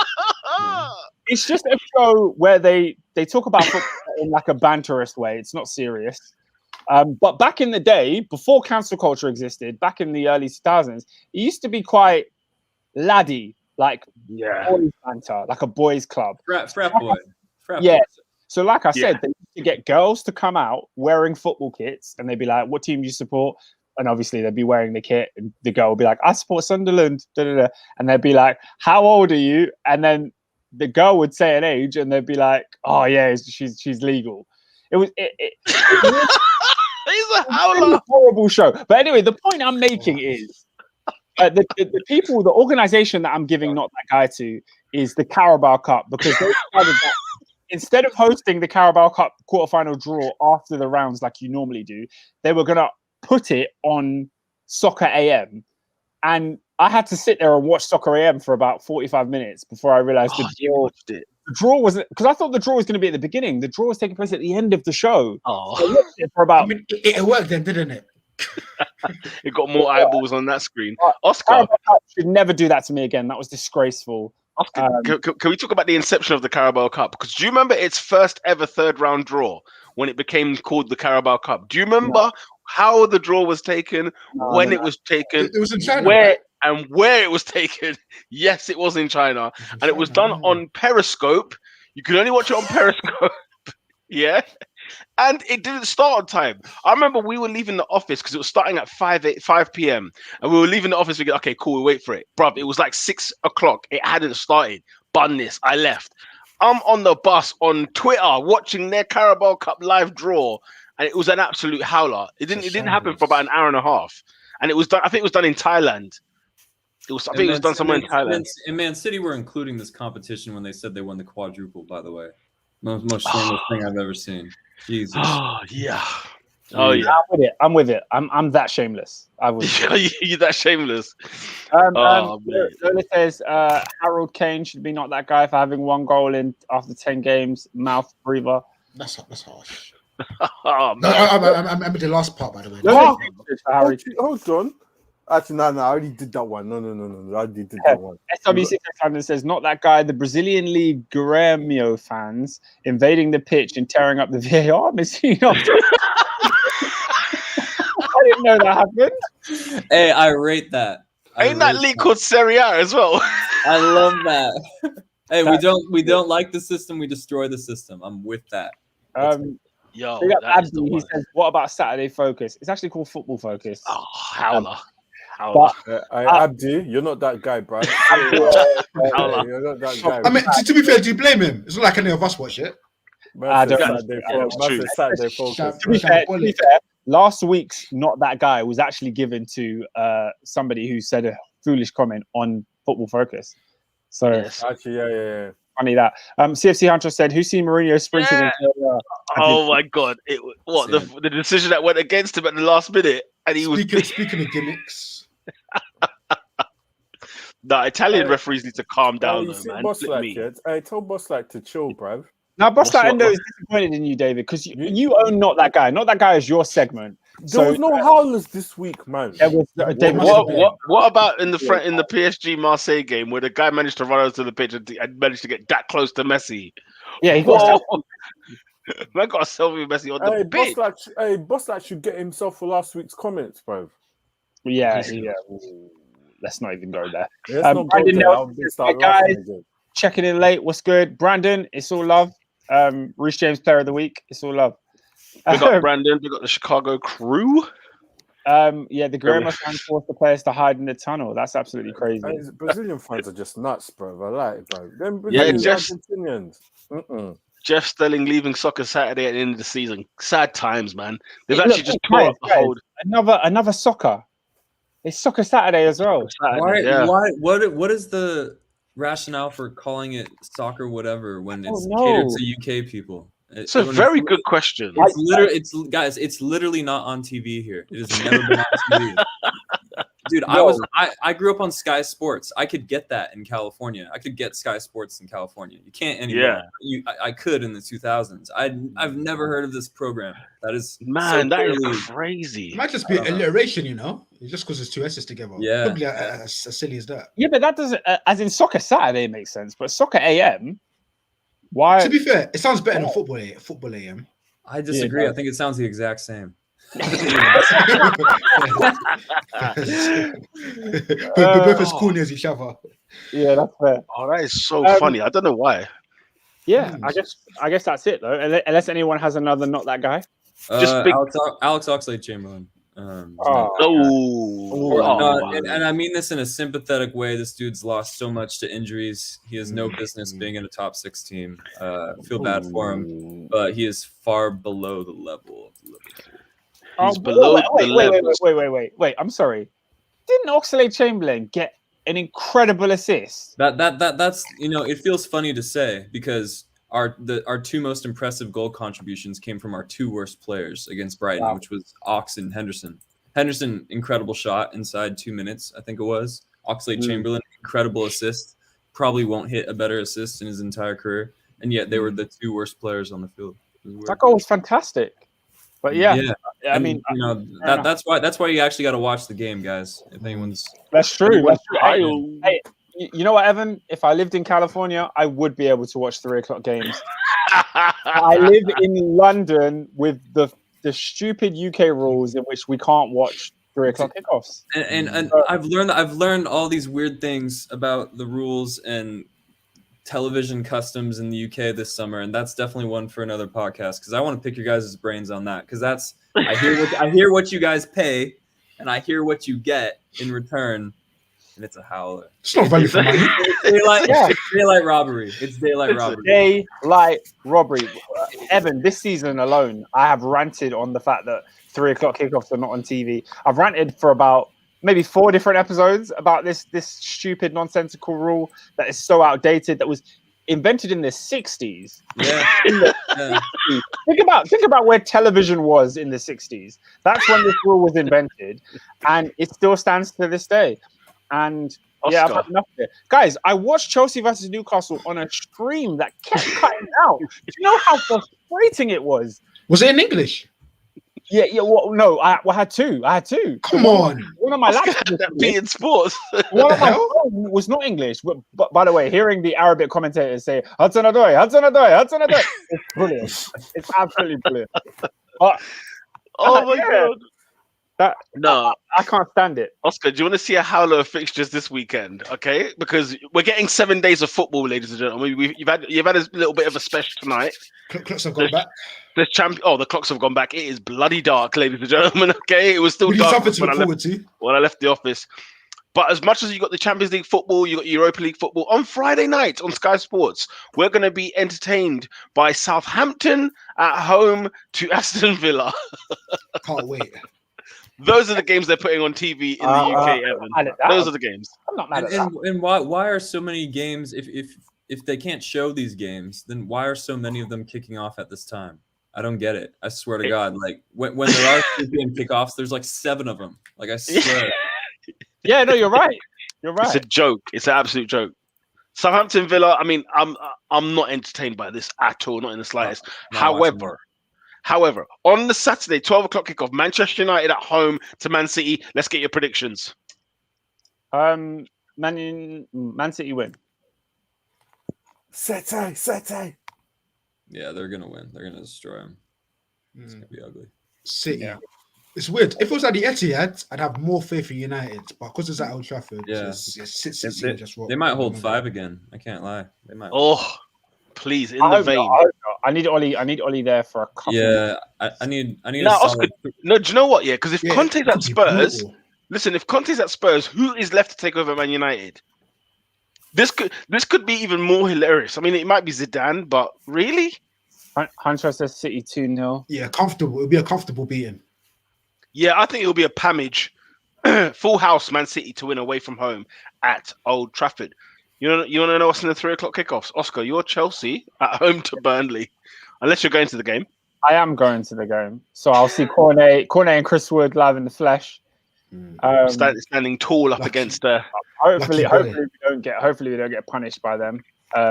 But yeah, I think Chelsea win. When's the last time you lost to Burnley? Are you due a beating from them yet? No, we've beaten them pretty regularly. We beat them home and away last year. I think the year before that, I remember beating them at home, but I don't know. I can't tell you the last time we lost there. I remember guess who we did lose there under Antonio Conte, Peter. We suffered that day. But yeah, I don't think Burnley are a bogey team for us. I thought that was that. Pulisic got a hat-trick now. A couple of years back. Pulisic did get a hat-trick, away under Lampard, Yeah. Interessant. Chelsea win. Yeah, Chelsea win. Full house. Chelsea win. Surely. Even M what's it? CFC. I nearly called him M Huncho. CFC Huncho. Yeah, even you have to believe that Burnley will hold the L. Guess what else is on TV, ladies and gentlemen? What's that? At 5:30, you've got Brighton at home to Newcastle United. Wow, for flip's sake. For flip's sake, bruv. Move on. It's crazy how you guys are. It's crazy how you guys are reduced to this. Whereas me, I'm kind of just like, how many games can I have going at one time? how many screens do I have in my apartment? I got one. Do you know what? Yeah, for 3 o'clock kickoffs, you need to stream the game. Share us your screen and just put it on the podcast so we can watch the game. That's what we need to do. I'll do it. I'll do it Carabao Cup style on Periscope. How about that? on Saturday, Chelsea, Liverpool, and Man City all played at 3 o'clock. It was a joke, innit? It was an absolute farce. And I'm trying to watch this one, and I can't even get a stream that is clear. Can't get you one.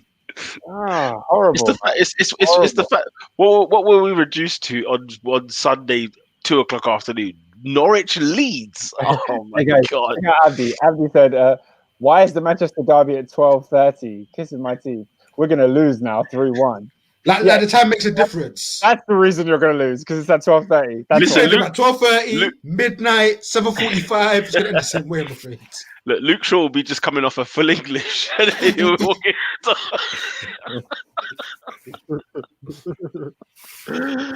Luke Shaw jokes are too short, man. It's so deep. Luke Shaw is a too short. He needs the carbs. I tell you that he will need the carbs for Man City, because who's he got on the left? He's got Mahrez. Oh, yeah, could be not nice. Well, not Grealish. Oh, okay. Grealish would be on the other side, no? No. The reason why I asked that is, 100 million pound man, but He's not quite doing £100 million things, but Wow. He will be lifting the title this season, Adrian. Don't you worry. We'll see. We'll see. We will see. I'm gonna let that one slide, Adrian. All jokes aside, though. All jokes aside, what was the purpose of signing him? If that makes sense, and what has he done to sort of match that expectation? Look, I think with the Pep situation, it kind of takes time to see what he's trying to do with these players, because there's players he's brought in and it's not necessarily kicked off straight away, but before the end of the season, you sort of say, "Oh, okay, here we go. This is what they're doing. This is what they're up to." Time.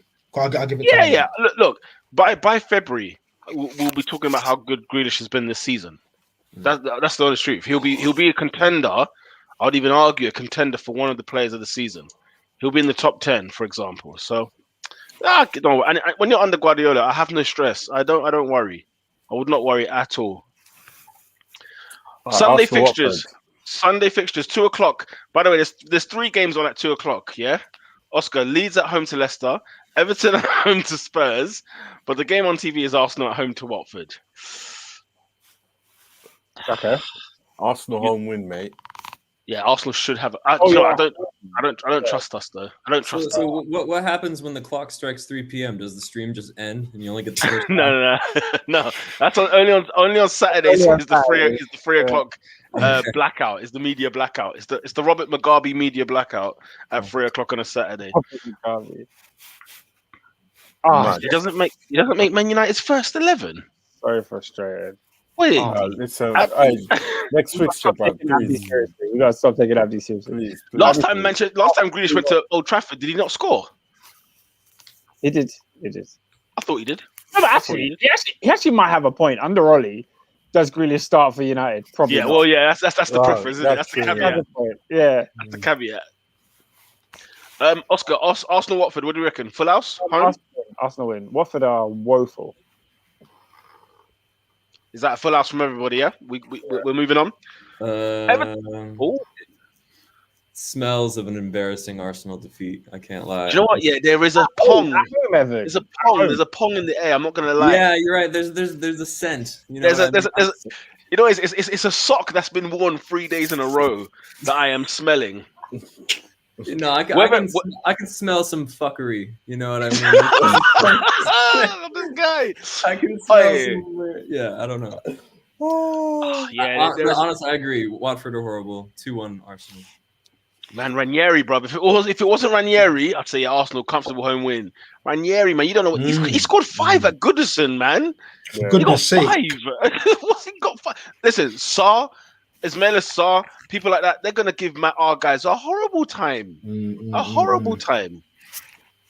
That's what I'm saying anyway. Everton at home to Spurs. Where do we reckon this will go? It's gonna be a snooze fest, draw. You think so? You don't think Kante will be in there straight away, bro? It's getting up Everton, huh? Sticking one up at Everton. Kante. I mean, let's not. Oscar, Kante. Spoiler alert: Kante will be Tottenham manager tomorrow morning. Okay. Spoiler alert. Okay.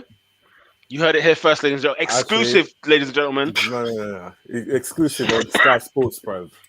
No. He is the manager tomorrow morning. Yeah, that tomorrow is morning. Exclusive from Sky Italia. Sky Italia. I think that's going to be a draw. It's like Boss Lakendo said, 1-1.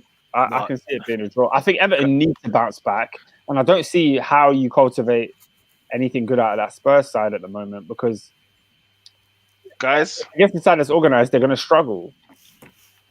Let's not have short-term memory. How many goals do you think Harry Kane has scored against Everton?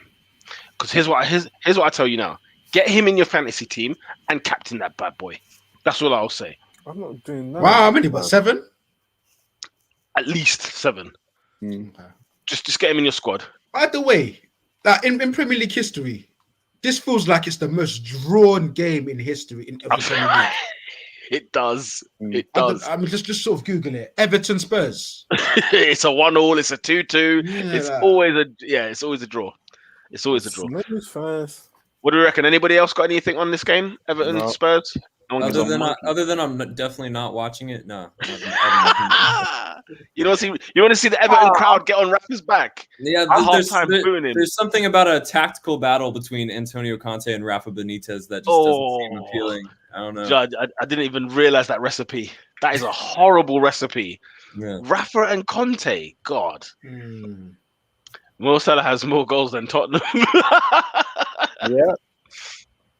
Kane scored a lot against Arsenal, but didn't this season. That's a very good point. It's a very good point. Son to score and prove once again he's the main man at Spurs. When was Son's last goal? Newcastle, maybe? Yes. Newcastle. Yeah. What, did he score against Newcastle? I swear he did. Kane scored. Did Son? I think they scored 3. Did Son not score the first goal? Ndombele scored as well. Yeah. Oh, no, Ndombele scored the first goal. I can't remember. Ndombele scored. Kane scored. Kane had an assist, no? I think, Kane got a goal and assist. I don't remember if Son scored. That's what I'm saying. Really? I think it was a tap-in. Yeah, he scored. So yeah. I remember him celebrating. That's all I can remember. Yeah, anyway, Kane assisted him. Leeds at home to Leicester. Poncho saying Adama, Bergwijn as wingbacks. Peter, I thought we only did predictions for the big teams. Why we didn't predict Leeds? Because you not talk about Leicester City like giving it large, giving it the big one. West Ham, Liverpool, man. All right, I was getting there. West Ham at home to Liverpool, 4:30 kickoff on Sky Sports, baby. Oh, is that Sunday night? That's a Sunday evening game. Yeah, man, that's something to watch. West Ham versus Liverpool. Yeah, I'm going to go for a draw. We discussed it a little bit, and I felt like West Ham are in really, really good shape at the moment. Liverpool are always going to score goals. So, yeah, I'll go for a score draw. Do West Ham have any injuries? Not that I know of. Because if they're a fully strength side after the Europa League, I think they beat Liverpool. For context, guys, I just want to add Thiago and Fabinho could have played against Brighton, but they weren't risked. So if they were in contention and weren't risked just the other day, then they almost certainly are playing next weekend. So. Here we go, ladies and gentlemen. Here we go. The man has spoken. Fabrizio, big up to Honcho. Fabrizio has spoken. Have you seen the tweet? Is it real? Yeah, I'm on the tweet now. I just showed it. Blue tick. Oh, sorry, I didn't see it. Yeah. White tick, cuz. Come on. Does anybody? There's nothing to say. We spoke about Conte already, haven't we? There's nothing to say there. Antonio. West Ham 3-3. We're guaranteed to score a beautiful counter-attacking goal like we do every year. Well, West Ham, yeah? If Fabinho and Thiago play, then we're going to pam them. Like our record when Fabinho and Thiago play together in midfield is unreal. Insane. Like, yeah. And the proof's in the pudding. The way we play is fantastic as well. Yeah, I mean, our turning point last season after our woeful January was when Klopp was just like, fuck it, no more Fabinho at center back. I need Fabinho and Thiago in the midfield together.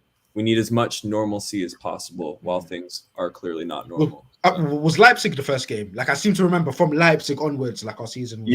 Yeah. After that, we didn't lose in the league. We went on that crazy run for the Champions League. So big up SEO genius. You're a legend. Guys, that, ladies and gentlemen, wraps up the bumper podcast that we've had this weekend. Fab tweeted right now about Conte. Yep, Fabrizio has done it. It is happening, people. Conte versus Benitez on Sunday. And it's not on TV, you know? It's not on TV. For us, it's not. Oh, for us, it's not, yeah. No. Instead, you're going to get a dose of Arsenal-Watford. Enjoy that. Because it won't be that entertaining, I'll tell you that much. That, ladies and gentlemen, wraps up this week's Top 4 podcast. Big up to Evan, special guest on the pod this week. Remember his YouTube channel. Whoa. You just gonna step? Yes, Evan's podcast is linked below. Football talk, Liverpool talk. Huh? It's not a podcast. It's YouTube channel. YouTube channel. Yes, it's same thing. He's got a solid microphone and everything. Oh yeah. Whoa. Pause. That, ladies and gentlemen, wraps up this week's on that bombshell, people. We are going to wrap up this week's Top 4 podcast. Make sure you catch us back here next week, Monday, 8 p.m. British. No, we're not even British Standard Time. What's the time now called? GMT, no? Is it GMT now? Greenwich Mean Yeah. Time? Okay, Greenwich Yeah. Mean Time it is. 8 p.m. Mondays. See you then. Peace. Later, people. Peace. But